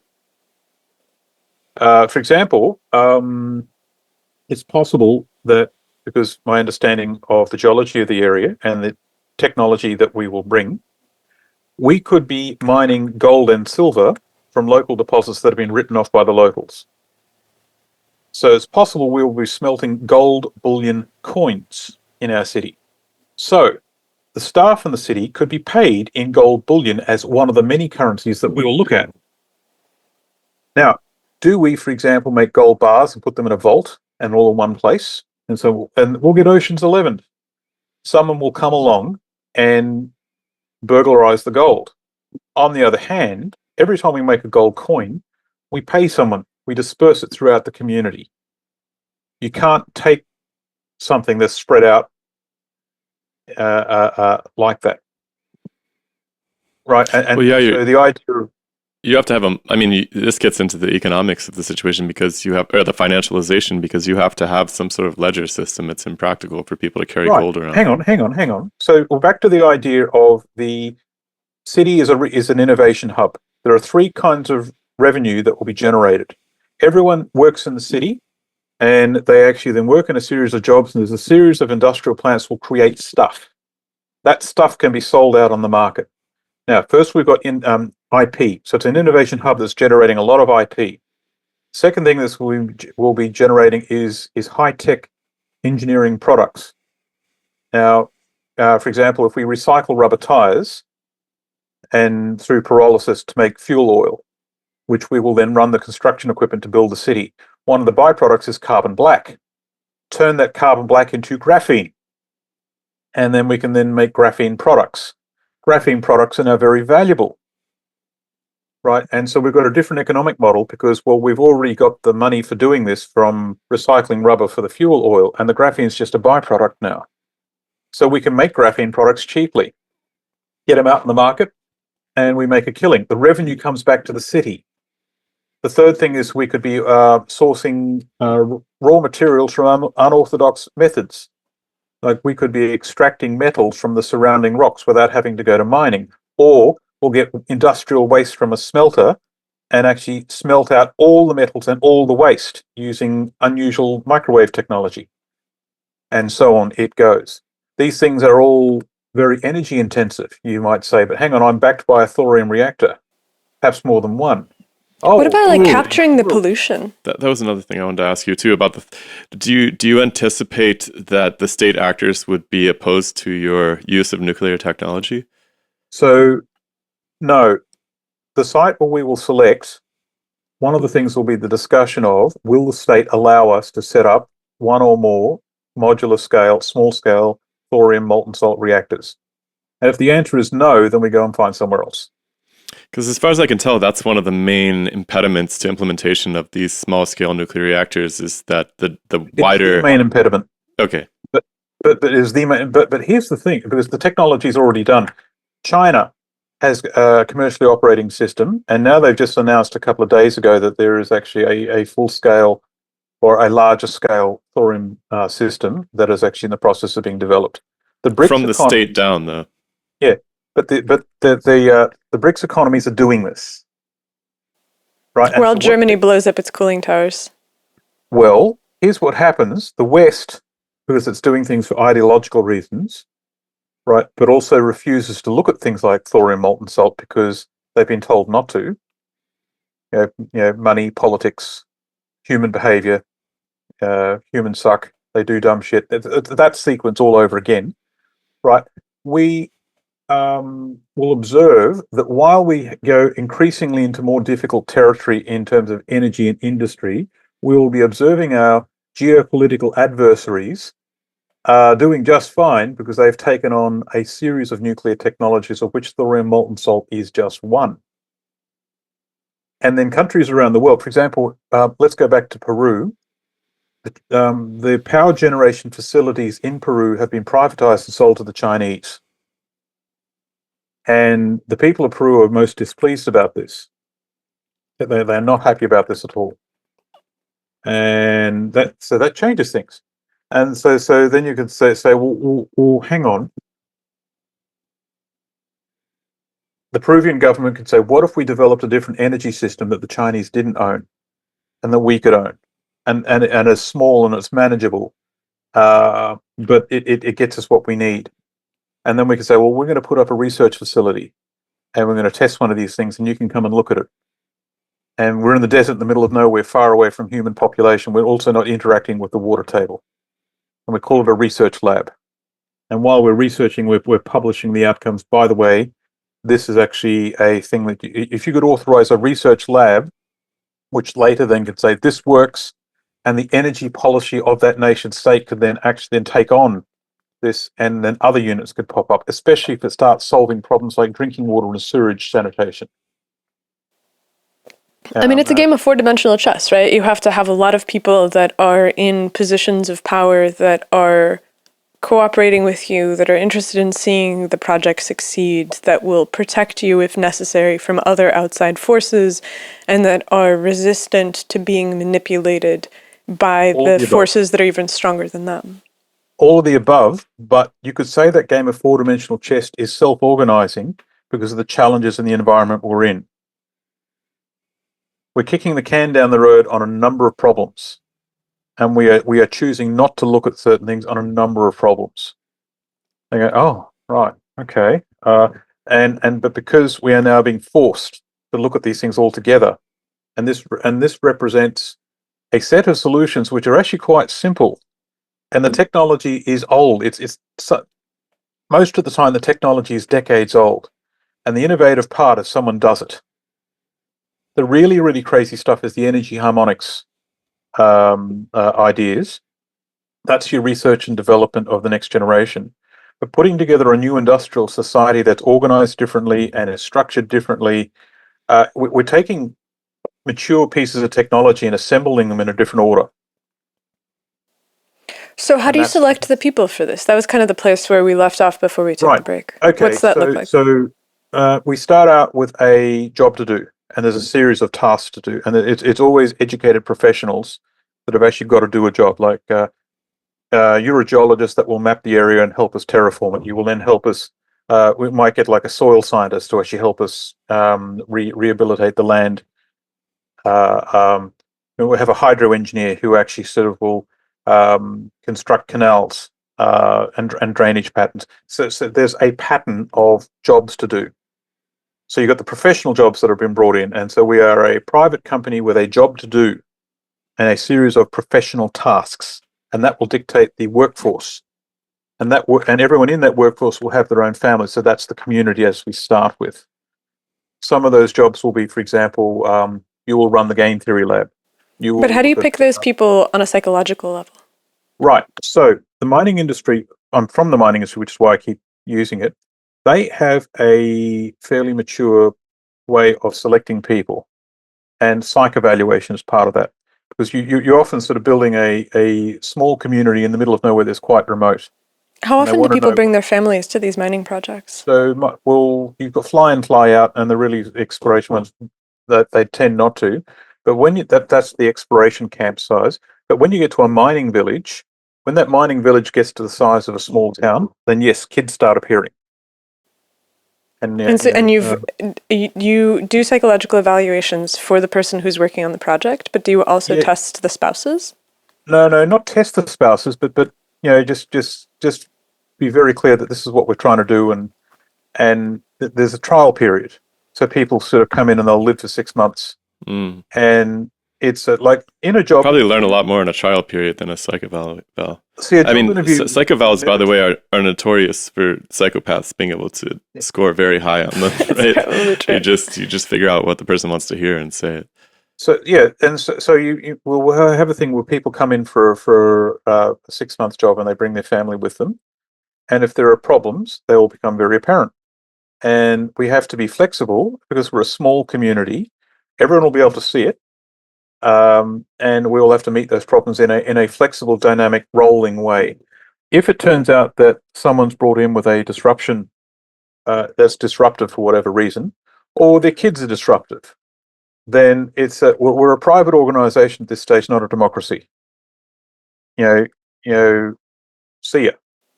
In the mining industry, after somebody undergoes a psych evaluation, they get hired and they come out. How often after 6 months does it turn out that they just can't hack it? Unknown. I don't know the answer to that. But when I went for a job interview with BHP, they had 3 2-hour psych evaluations across a day. So it was 6 hours of analysis, and they get you to answer all they've got like 1,000 question questionnaire, and the questions are all very sort of banal, like what's your favorite color, and what's your favorite fruit, and what did you watch on TV last night? And the questions themselves are not important. It's how you answer them puts you in a grouping where they've already done a whole series of psych evaluations. So they've got like 16 different personality types, and they make a recommendation beyond that. And then they test your technical competency. And they also sort of look at where you've worked in the past and how past experience, and they've sort of got a feel for the kind of person that's going to be okay. They roll the dice and they bring someone in. Sometimes it works out and sometimes it doesn't. For the people it doesn't, they just don't get their contract renewed after the 3-month trial. Simple as that. I know this is a huge problem with the U.S. military. Like especially with the elite groups, they're always trying to come up with psych evaluations that'll figure out who's gonna actually make a good operator in the field, and they just can't do it no matter what. It is a suck it and see thing, right? And we're going to have to burn our eyebrows and everything until we get to the point where you've got a system built. The system I'm describing, the city I'm describing, even if it will work the way we think it is, it's got to be built first. And at the moment, there's nothing. So while we are building it, we've got to use the tools that we've got at the moment, and we'll be a private corporation with a job to do. And we will do our best. And the understanding of everyone in that corporation, from management all the way down to the junior staff members, understand that there will come a point when there's critical mass, and it will morph into a structured democracy of some sort. But we don't know what that is yet. And so one of the jobs of the people there will be to work out what that is. And everyone understands this is where we're going. So how many people do you need for the first smallest stage of the project? The plan. We all have a plan. Right. So I've got 9 basic stages in project management. So, and I've given them a name. So this is actually the plan for the whole project, because there's a whole lot of things that happen before you actually get to the site. There's a simple matter of how do you raise the money, right? And which I saw that the plan that you sent us had a much smaller seed amount than what you mentioned in the previous, because you said on the previous podcast on the order of billions of dollars, but the presentation you sent us for the first stage I think was just 5 million. How do you build a $1 billion city? Right. Do you just get like a check for $1 billion and you hand out the blueprint and you just go for it, or do you build it in stages? Right. Right. And what are those stages? And if you don't have $1 billion, how do you get from here to there? Absolutely. Right. So stage 1 is the foundation. And we're between stage 1 and 2 at the moment. Foundation is we plan out all the steps. The PowerPoints that I sent you have I think, what is it, number 4, the project development plan is what we're talking about now. So plan out all the steps, roughly what it's going to cost, what are the jobs along the way, what are the tasks involved, and think things through from the beginning to the end, even though with the understanding that when reality happens, the plan will have to change. Right, stage 2, Venus Chrysalis. We will go live. The project goes live. and we got to raise $5 million USD, $5 million US dollars. That's a target. Now, the reason we actually, and this is going to have to be a grassroots campaign. At the moment, we are run by volunteers. There's like 4 or 5 people who are working in volunteers at the moment. For me to leave my career, my existing professional position, I need to be able to go to a wage that I don't feel I'm deteriorating my career, right? So it needs to be a wage similar to what I'm on now, and we need several years of security, and we need that for 8 people, right? We also need enough money to do stuff. Like, okay, we've got employment for us, but once we're employed, now what? So we've got to do things, for example, go and find a site and map it out. So stage 2 Chrysalis is a grassroots funding campaign. There's a call to action. We do something like we put the word out. We want a large number of people to give us a small amount of money. Like if say 20 million people give us the equivalent of, say, a cup of coffee, then we're away. Right. So with that starting seed, we then can form a corporation, a company, a private organization. It can be staffed. Everyone's paid. I don't know if you've had anything to do with volunteer groups so far, but volunteer groups tend to be very unstable. You give them work to do and life gets in the way and nothing ever happens. You've got to pay people to get results. Absolutely. And 100%. if you want, it's really funny because actually for the podcast, even people are like, well, you should just get volunteers to help you, because we've hired somebody to help us with booking and some other stuff. And it's really funny because on its face, it's very appealing, right? Because you have people that are deeply involved, passionate about the project, but like you said, they got bills to pay. They got bills to pay. And so you can't depend on the goodwill of people to just work on your stuff just because they believe they're it. inherently unreliable. Yep. And this is actually what the Venus Project has found over the last couple of years. So we've got to go from being a volunteer organization to a paid organization with a job to do. If we're going to raise, we need I estimate between 2 and 3 billion US dollars if we actually do most of the plan, and it could be mission creep could take it up to 10 billion depending if we add things in like the university or stuff like that. Right, so by the way, while you're talking about the billions, it doesn't seem completely out of the question that a single billionaire could fund this project, especially if you put their name on the tower or something. That is actually quite possible if we can describe a plan and get that plan into the hands of the right people. There's a lot of money flowing around at the moment that's looking for a place to land.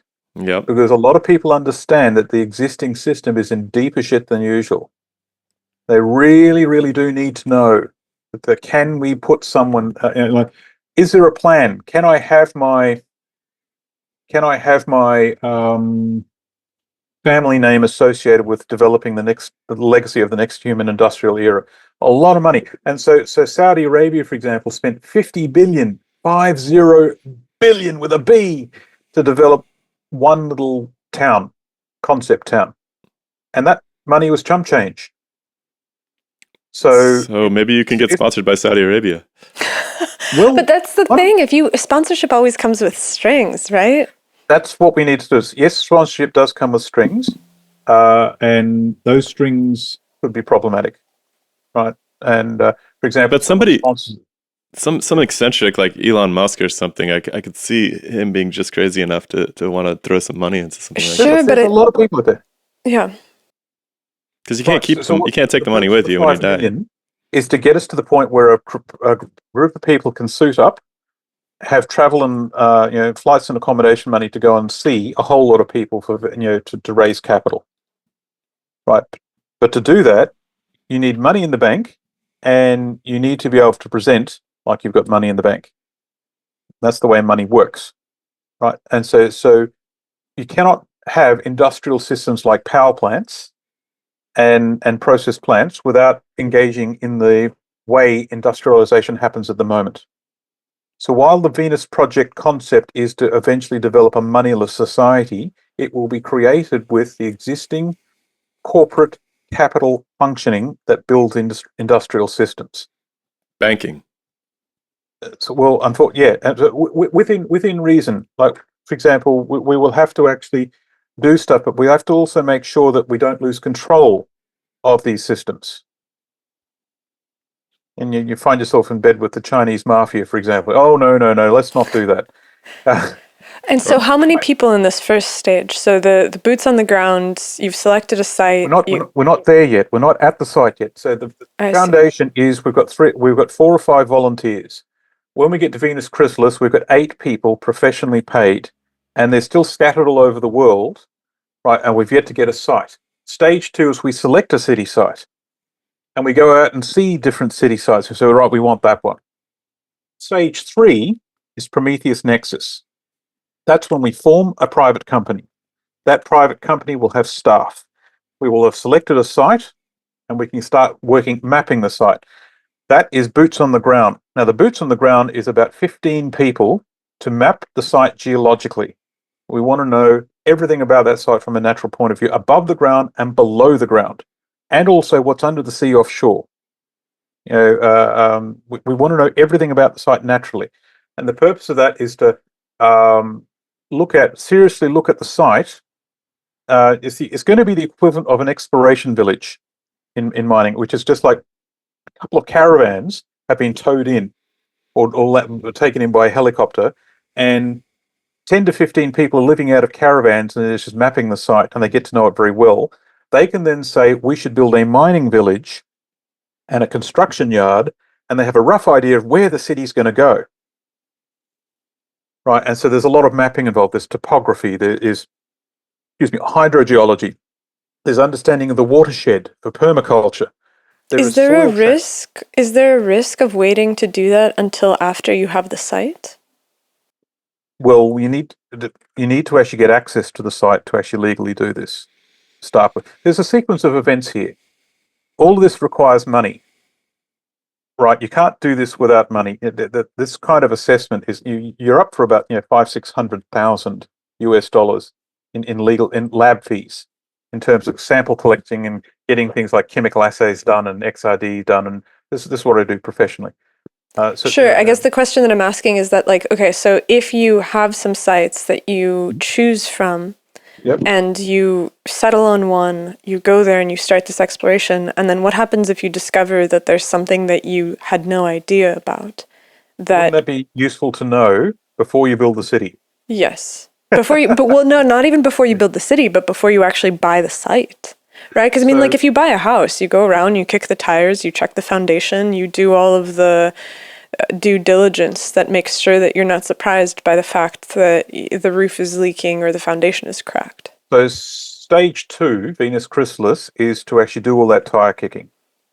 Right, so you're going to select a city site and actually sort of do some preliminaries and get to the point. But when you're actually going to invest is $800,000 in mapping a site, you have to actually know what you're there for beforehand. Like, you'll have been to the site physically, you'll have taken some samples, you'll have a rough idea, and so if you are surprised, it's going to be something truly surprising.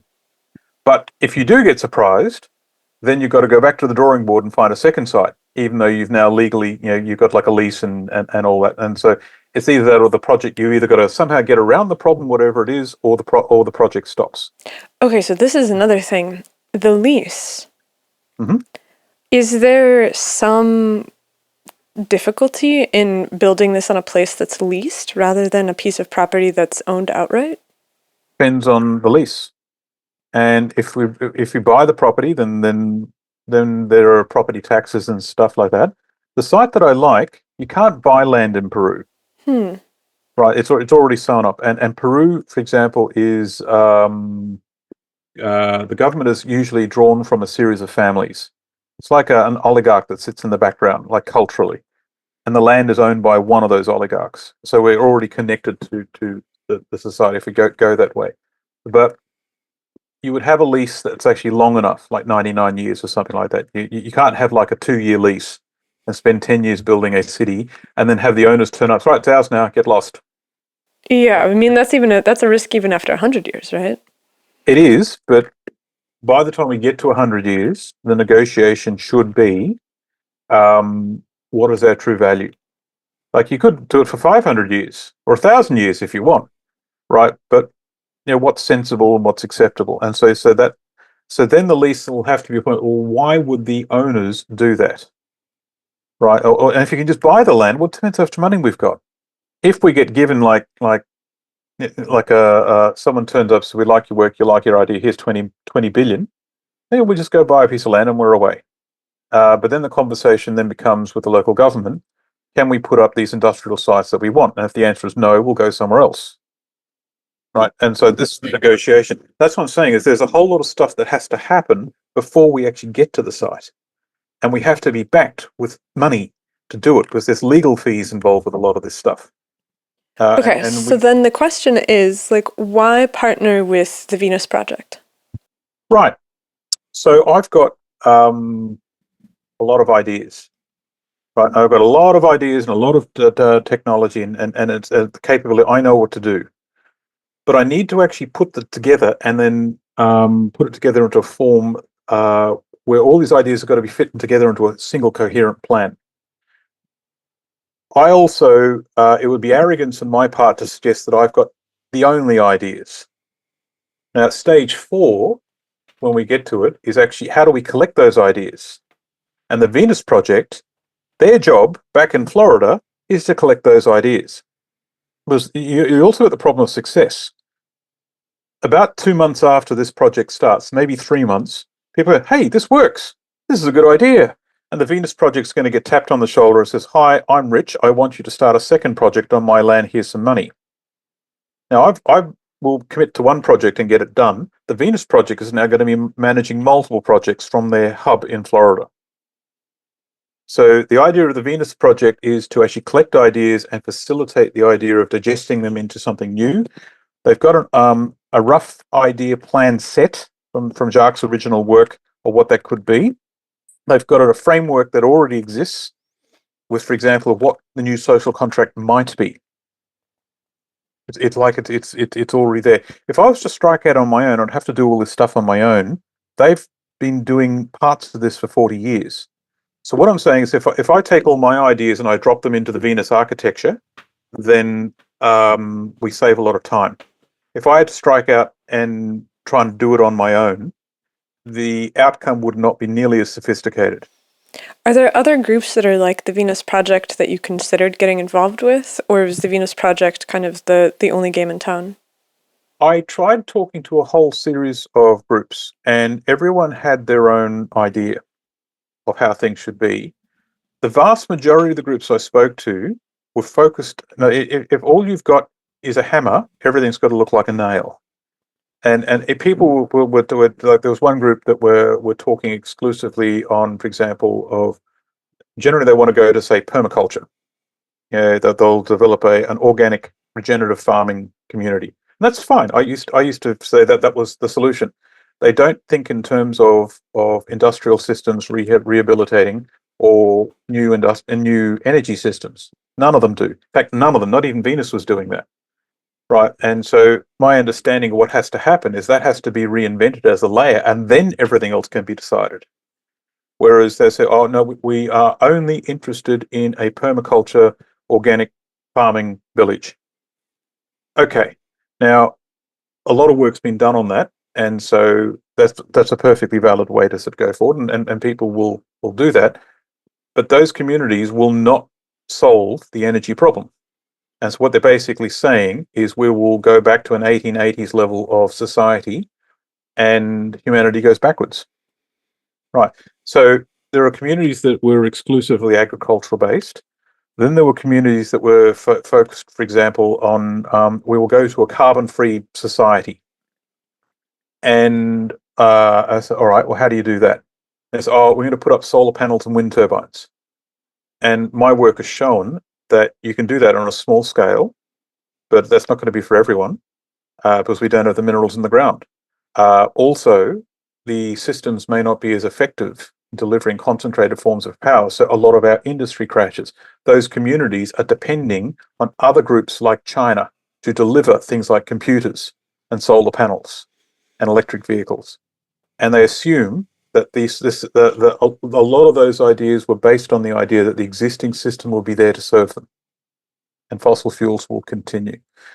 A lot of the groups I came across, there was a lot of delusional thinking, and there was a lot of thinking based on, we want to set up a hippie commune with the understanding that the existing world will always be here, and then they can go down the supermarket and the local mall and buy whatever they want. But because they're the philosopher kings, that will work. Right, and so the paradigm I'm trying to go for is one paradigm of many. There are lots of other groups. Knock yourself out, guys. What I'm trying to do here is reinvent energy, reinvent industry, reinvent where we get our raw materials from. And the only group in the world that I've come across that's even attempting to do that is the circular economy in Europe. Now, the circular economy is something the European Commission puts out, which is, they're not thinking in terms of community at all. They're just trying to find resources differently. But that idea in its original form was thermodynamically imbalanced. So even that is not appropriate. So I'm actually blazing a trail to an area where there is nothing. So the idea is that there is nothing. Who do I bring with me? Every single group I've come across has a founding paradigm. Now, the founding paradigm of Venus is very, very simple. It is, if we were to found a, where is it? If we were to design a human settlement, let's call it a city, and we were to use the best science had to offer and the best technology we had to offer, but the whole city was optimized to the well-being in that city, what would it look like? And that is the founding paradigm of the Venus project. All the stuff that you actually sort of see, and people would say, "Oh, that's impractical," or the diagrams and everything. It's a very beautiful looking thing, but people say, "Oh, that's far too utopian to be considered." Their founding paradigm was that hardcore science married to the well-being of a human society, with the idea that everything has to be rebuilt. That paradigm is far more sophisticated than anything else that I came across. I wouldn't say Venus is the only game in town, but for what I'm trying to achieve, they're streets ahead of everyone else. Now, a lot of the ideas that were developed in the Venus project are decades old, and the world has moved on. A lot of the problems that we're dealing with now didn't exist when Venus first kicked off. Jacques Fresco worked for decades. He had decades and decades of development, but a lot of the problems today didn't exist when he designed most of Venus. So this is an evolution of that. But the paradigm, the starting paradigm, the belief, the value system, what is it they are trying to do? So I would suggest that there are lots of groups around.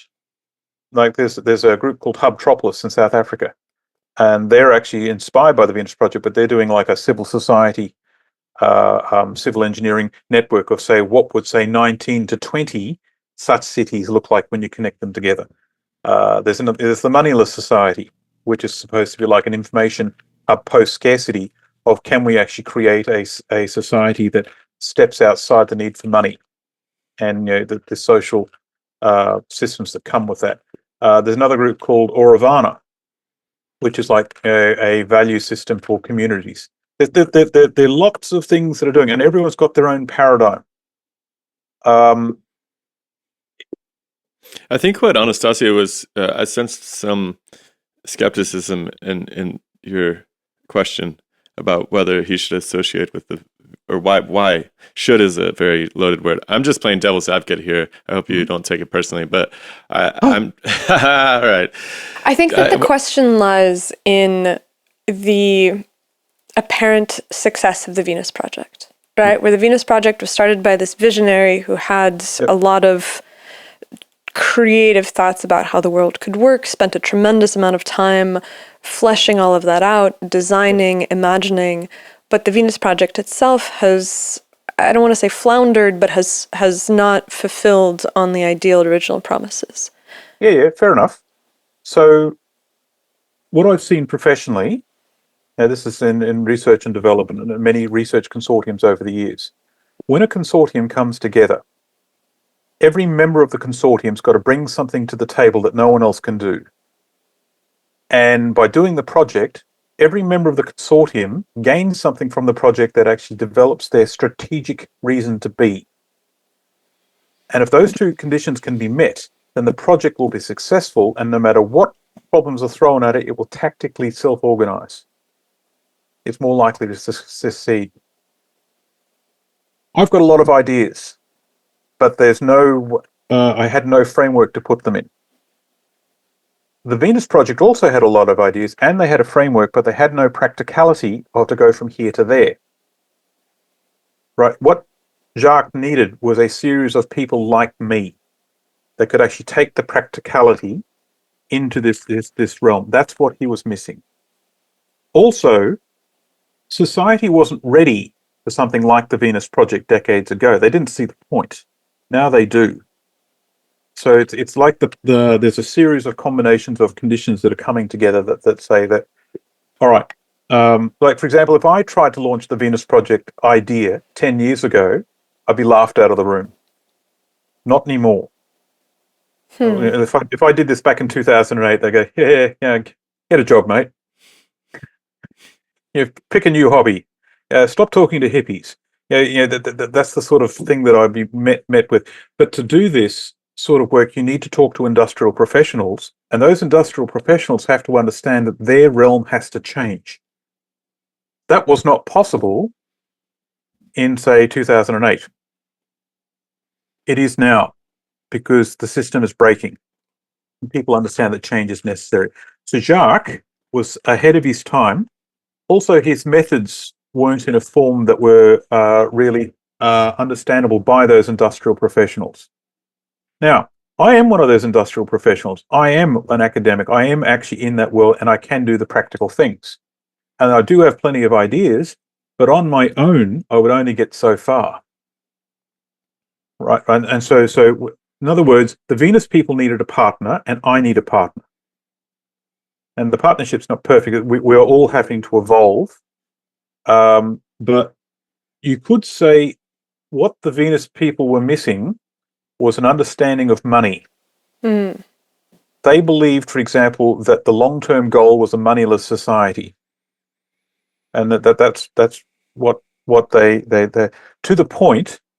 And this is when they collaborated with the Zeitgeist movement. The Zeitgeist movement was even more extreme, to the point where they forbade the Venus project from collecting money at when they actually did a tour, and they did a tour and they did a conference. That's if they crazy. collected donations at the door, they would have enough money to start the first city. But the Zeitgeist movement said, no, we are not dealing with money. We are a moneyless society. And that translated into, don't give us money. No money, no industrial society. You're not going to build a high-tech society from nothing without money. Right? And so that's that. But at the same time, if we did couple with money in its current form and we stayed there, you end up just replicating what we're doing now. So we've got a paradox. And the Venus people, for the last 40 years, have not been able to break that paradox. And that's why they didn't get past a certain point. That's a huge problem, especially when you're talking about trying to keep it local. Because as soon as you bring in outside investors into any operation, you have people who don't live there that are making decisions about how you spend that money. So this is that comes down to, what is the relationship between us and the investors community? What do they get in exchange for their money? One type of investor is a legacy investor, where they just want their family associated with the development of the next industrial era for human civilization. Here's some cash, go and do it. And they could actually come and take part in that, and they could in that design and development, they could be part of the team. Like, we're going to have an advisory board. So you've got an executive board that would actually sort of operate the day-to-day functioning of, managing all these industrial assets, but you've also got an advisory board to steer us. That probably join that. So how do we do that? If you've got someone that says, right, I'm going to hand over your money, but I now control this project, you'll do what I say, we've got to have a serious think about whether we would accept that. Because then the project goes off the rails, and the vision is no longer what we are trying to talk about. It's now, someone else's. then you've got people who say, well, if you allow me and my family to come and live in the city, we'll give you all the money you need. Get to work. Oh, all right. That's your house over there. And then we got things like, well, if you give a certain amount of money, we'll name a street after you. Well, there's lots of things that you could do. There are lots of funding strategies. I think that your larger point about the time needing to be right for an idea, and the necessity to deal with the industrial, extractive, productive side of a functioning society is really important, because we talked earlier about the idea that you have to be comfortable with some degree of poverty. Yep. Because you won't have as many trinkets. Even if you're being paid necessarily a competitive wage, getting something shipped from China to the middle of nowhere in the desert is going to make things much more expensive. And so presumably it's going to be a car-free society? Not quite. Okay. So what I would recommend is for people to understand where society is going. There is a podcast by Nate Hagens called The Great Simplification. Yeah, we've had Nate on the show. Right. So there's a whole lot of things that he and his guests talk about, that the problems that society face at the moment, society is going to simplify. And poverty is a nice way of saying that. There are other options if we refuse to actually sort of meet this willingly. So there is going to be a degree of simplification, whether we like it or not. The question is, how do we manage that? And in fact, this whole project is to actually look at the idea of degrowth, where we simplify and we shrink the size of the human industrial system into a smaller footprint, and we still maintain capability. Degrowth is a really frightening term for people, right? It is. But let's do simplification then. So the implication, the brutal hard truth is this: if we're moving into a low energy world, as in fossil fuels are going, and they're the most calorifically dense energy system we've ever seen, and all things we've got on the books to replace those fossil fuels are less effective in terms of energy return on energy invested, then we are moving into a lower energy density society. From a biology point of view, the size and complexity of an organism is directly dictated by the amount of energy you put into that society, into that organism. Less energy, it has to shrink in size. And that is a biological law, if you will, but it's also applied to industry. So one thing that with Nate's presentation that I've always been a little bit puzzled by is that if we're talking about energy density, the energy density of nuclear is anywhere from 10 to thousands of times higher than conventional hydrocarbon combustion materials. And so if we figure out a way to transition to nuclear, we don't do the solar, we don't do the wind, everything is nuclear powered, is there a reason that the current system can't just keep kind of puttering along as long as they have this source of energy?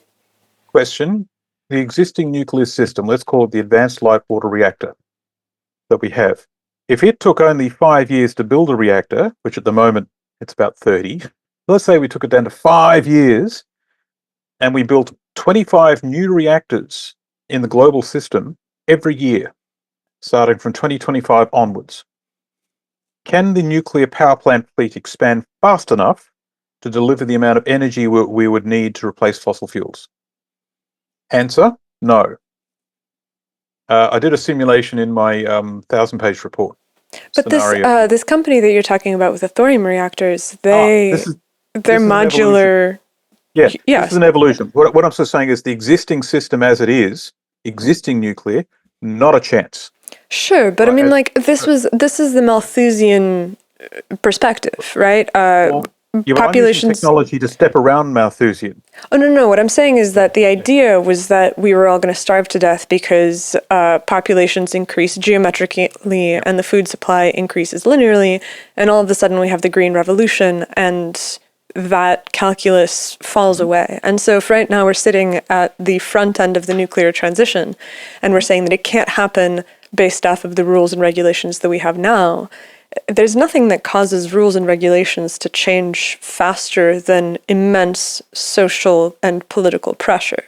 And so it seems plausible that we're sitting at the far edge of an energy revolution that will make all of these questions obsolete. And I think that the current popularity of AI is going to be what drives it, because they require so much energy to drive those data centers and to power those computers, that maintaining the world even at the baseline that it is right now and just adding AI on top of that will force us into openly and passionately embracing nuclear power. Right. Hang on. There's some maths to be done here. So first of all, the degrowth crowd, let's call them that, they tend to be ecologists. Sure. They don't understand technology. And so the idea of technology problem solving is generally put in the ballpark of cornucopia, as in you're just going to have more complex stuff. And now my stuff is saying that the raw materials that supply society has been ignored and misunderstood, and that's all about to be changed in ways that we don't understand. My bag is to say we can use technology problem solving to meet those resource changes, then turn and use technology and science and understanding to problem solve our way around the challenges described. And so this is burning a path to where no one else is. Because every single other tribe will say, oh, no, there is no problem. Growth is infinite, resources are infinite.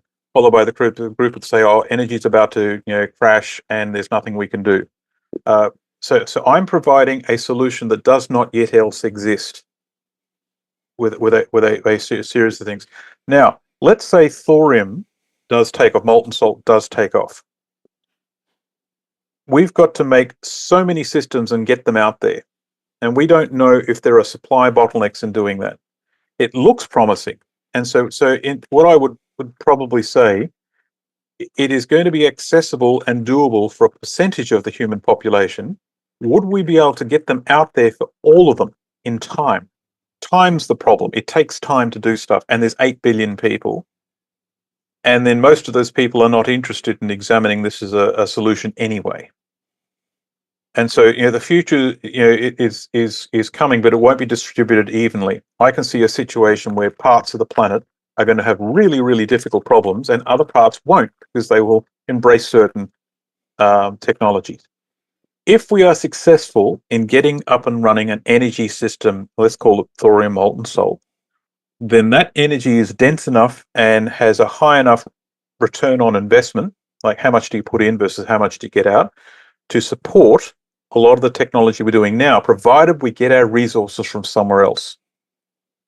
So we had fossil fuels, which you could put fuel in an aeroplane and we could fly to the other side of the planet, pick something up and come back. A thorium reactor doesn't quite operate the same way. It's a different kind of energy. You'll probably put it in a ship, a large ship, but we're not talking about jet engines anymore. Or even though I suppose you probably could put one in a. But we've got to develop the technology, and society at large has to learn to manage that technology. And this will take time, and we're going to get our eyebrows singed. So we're almost at the end of our block, and so I wonder if you can map out what you imagine, because I'd love to talk to you again in a year. What do you hope What do you hope for the next year? In the ideal world, by August of 2025, where is the project? Okay. This is dangerous making such predictions, but what I would like to say is we have our launch. We have raised the 5 million starting seed somehow.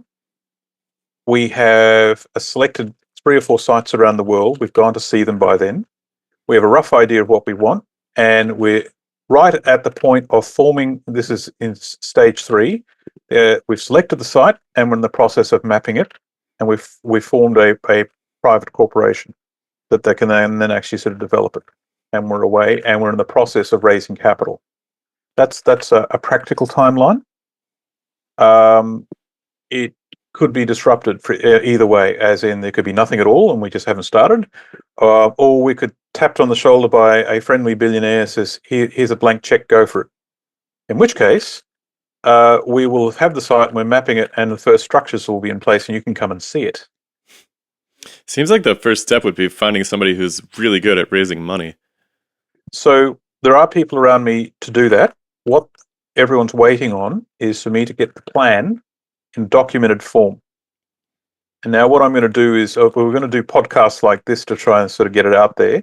This is the fourth attempt to try and get the plan described, and none of it's worked yet for one reason or another.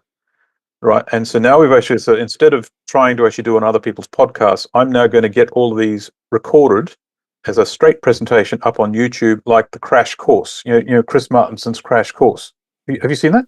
Is it Martinson? I thought that it was the crash course was Peak Prosperity. Hang on. Peak Prosperity. Oh, that's a different one. There's a Hank Green does the crash courses for science. What about a little red book? Yeah. A little red book. Mao was a lunatic. And in fact, Karl Marx, who actually wrote the Communist Manifesto, that document was used to kill over 100 million people. True. You could hope for better results with yours. So I'm actually taking a lot of time to study how is it that other people. Here it is. Okay, so I'm going to put this in the chat. This is a good description of the challenges that we face. But he's got 26 chapters. I've got 13. Each one will be about 20 minutes long. And they each describe certain points so people can access the bit they want with that and then get all the details. And starting tomorrow, I'm going to start recording them. Fantastic. And so then that gets so what I need someone to do is someone who can raise funding to understand what we're doing, join the team. There are people around me who could form with that, but they're waiting for a documented form, and we've got to get the website. The Venus Project is actually setting up a website at the moment. That website, where is it? Do you guys have a pitch deck? Not yet. So the pitch deck is, so far the pitch deck is 176 slides long. I think there's supposed to be like 10 slides. It's 10's the target. But what I was just saying is you've got to get the detailed plan first. Yeah, of course. Have the plan strong enough to survive an audit. And then when we get that point, make your 10-slide pitch decks. That's next. So we're still between stage 1 and 2. 2 is when we actually launch the project, but the pitch deck is needed first. And we're still in the process of getting it together. So there is a website called Promethean, thevenusproject.com. And so it's not ready yet, but it's coming together. And I'm hoping it's in the chat now. I'm hoping it will be ready soon. But in it, we'll have the full plan described with frequently asked questions and also the ability to donate money. And that's our mechanism to actually get going. And then we will launch. And then we will get people who can help us raise money, and then we go for it. I mean, I want to see this happen really, really badly. I think that it is a We all do. I mean, it just... It doesn't seem like that much money. It doesn't seem like that much money. Like we have a friend who's in Silicon Valley who's raising money for companies, and that's like a very small investment for those folks for startup. So I've got like money assigned for each stage, and so let me get the table up. Where are we? Here we are. Okay, so stage 1, 0, because we're all volunteers. Stage 2, Venus Chrysalis, 5 million. Stage 3, Promethean Nexus, around 27 million. Because we're going to map the site and all that. Stage 4, Innovation, Collection of Ideas, that's 4.3 million. So, and at that point, the project splits into 2. One side is constructing the city. The other side is prototyping unorthodox technology. Stage 5 is construction seed of the industrial plant's capability. That is about 200 million. And then we complete the rest of the project, the rest of the city. Like we do one slice first, and then we expand out the full city. That's closer to 1.5 billion. Then stage 6, this is technology development, 15 million. So we're going to take a series of ideas and prototype them. Validation, then commercial trigger, and so they're 3.5 million each. You sum that all together, and we've got 2.3 billion. Now those numbers are fairly, it depends on what we do. Mission creep's going to be terrible. Right, so if we actually do this, we'll probably need 2 or 3 times that. But that's the target we are going for at the moment. and that total is between 80 and 120 months. So it's a 10-year cycle. I mean, Once we start. I want to see it happen. I think that it's possible. I think that there is, like you said, the moment of the idea has come. So turn this around. People are like, that's not possible. Yeah, watch this for a game of soldiers. We will go to a remote site. We will build a series of the equivalent of office blocks. We will put accommodation for the people in those office blocks around those office blocks. We will then have our own power source. It could be geothermal. It could be a thorium molten salt reactor. Around those office blocks and communities, we will have a complex constellation of pilot-scale industrial plants on a train line, or the equivalent of a train line. Sorry, I'm reinventing transport there. It's actually something else. But everything I have just mentioned is based on technology that's decades old. It's just done differently. Tell me it's not possible. No, I think that it's possible. The questions of longevity, the questions of how long it'll take, the questions of where to get the money. These are it's not a question of pure technological feasibility. It's about being able to harness all of these different threads and weave them into something that's functional. And right. I think we have to try. Like we recorded this whole conversation about utopian societies, and we kind of came to the conclusion that it's probably destined to fail. If you expand the time horizon long enough, it will always fail. If it's 1,000 years in the future, if it's 500 years in the future, whatever, like these systems tend to build up and calcify and decay. And yet you still must attempt to do it. So if we do it on this is a small scale project. 10,000 people is the equivalent of a suburb in a small town. Right? Think of a town that's 10,000 people large. That's the size of what we're talking about here. The three fronts, there's industrial stuff, which is where most of the evolution happens. The biosystems, new relationship with the planetary environment, concepts of regenerative agriculture are known. Permaculture is known. The sneaky part is someone does it. And then there's the third frontier is develop a new social contract over time. And that is everyone who's tried that thus far has failed. Right. So now we've actually got to look at the idea of game B. If where game A is how we do things now with all its flaws. And if you say, what's the new solution? And Nate Hagens makes a point of this, anything that can be named as a solution is not useful. Because at the moment you start talking solutions, you tend to use the methodology of this world, game A. So game B is what kind of society will we live in if humanity was genuinely wise and learned what it needed to learn and then applied that application to develop something that was genuinely sustainable. What would that society be? And that's game B. I mean, it's an interesting... interesting... to bring that into form, that's where the real research is. It's interesting because I feel like you can make the argument that indigenous societies were always playing game B. Correct. The Aborigines in Australia, they had it down. They were stable for thousands of years in perfect harmony with the environment. And so there is a sense of, the idea that it is possible to play that game and to succeed at that game. The only hitch in that is that game A is very effective at destroying and dismantling anybody who tries to play game B. So yes, and that is human nature. But what if game A comes apart at the seams and starts to eat itself?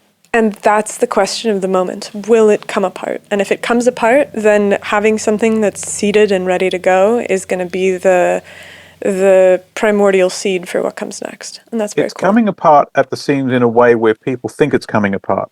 I felt it's coming apart since ever. Like every single generation is like the world is ending. No, but people now can take these ideas seriously, whereas a couple of years ago they couldn't. True.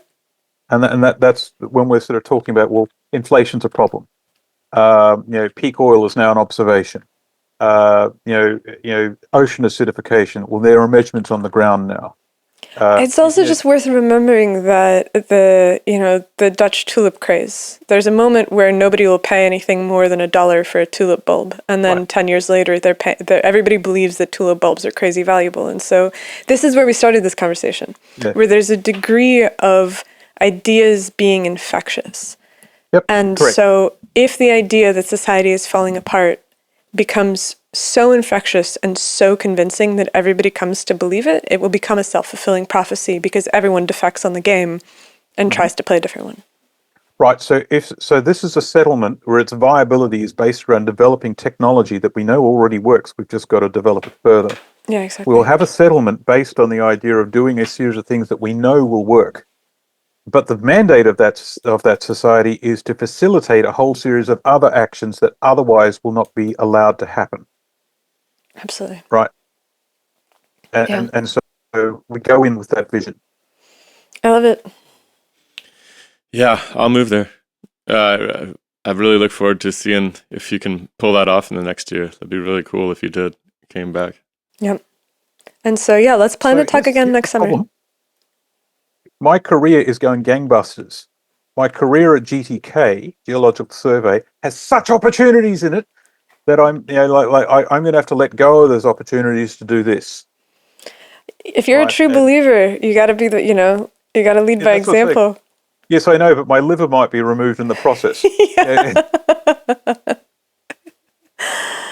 But yeah, and so I'm in a target-rich environment. There are so many things that could be done. Absolutely. And the group I'm working with at the moment, there is such potential there.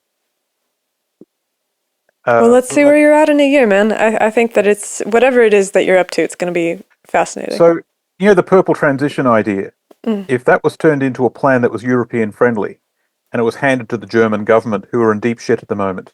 Sorry, I keep saying that, but I shouldn't, should I? It's okay, no, it's fine. You could say worse.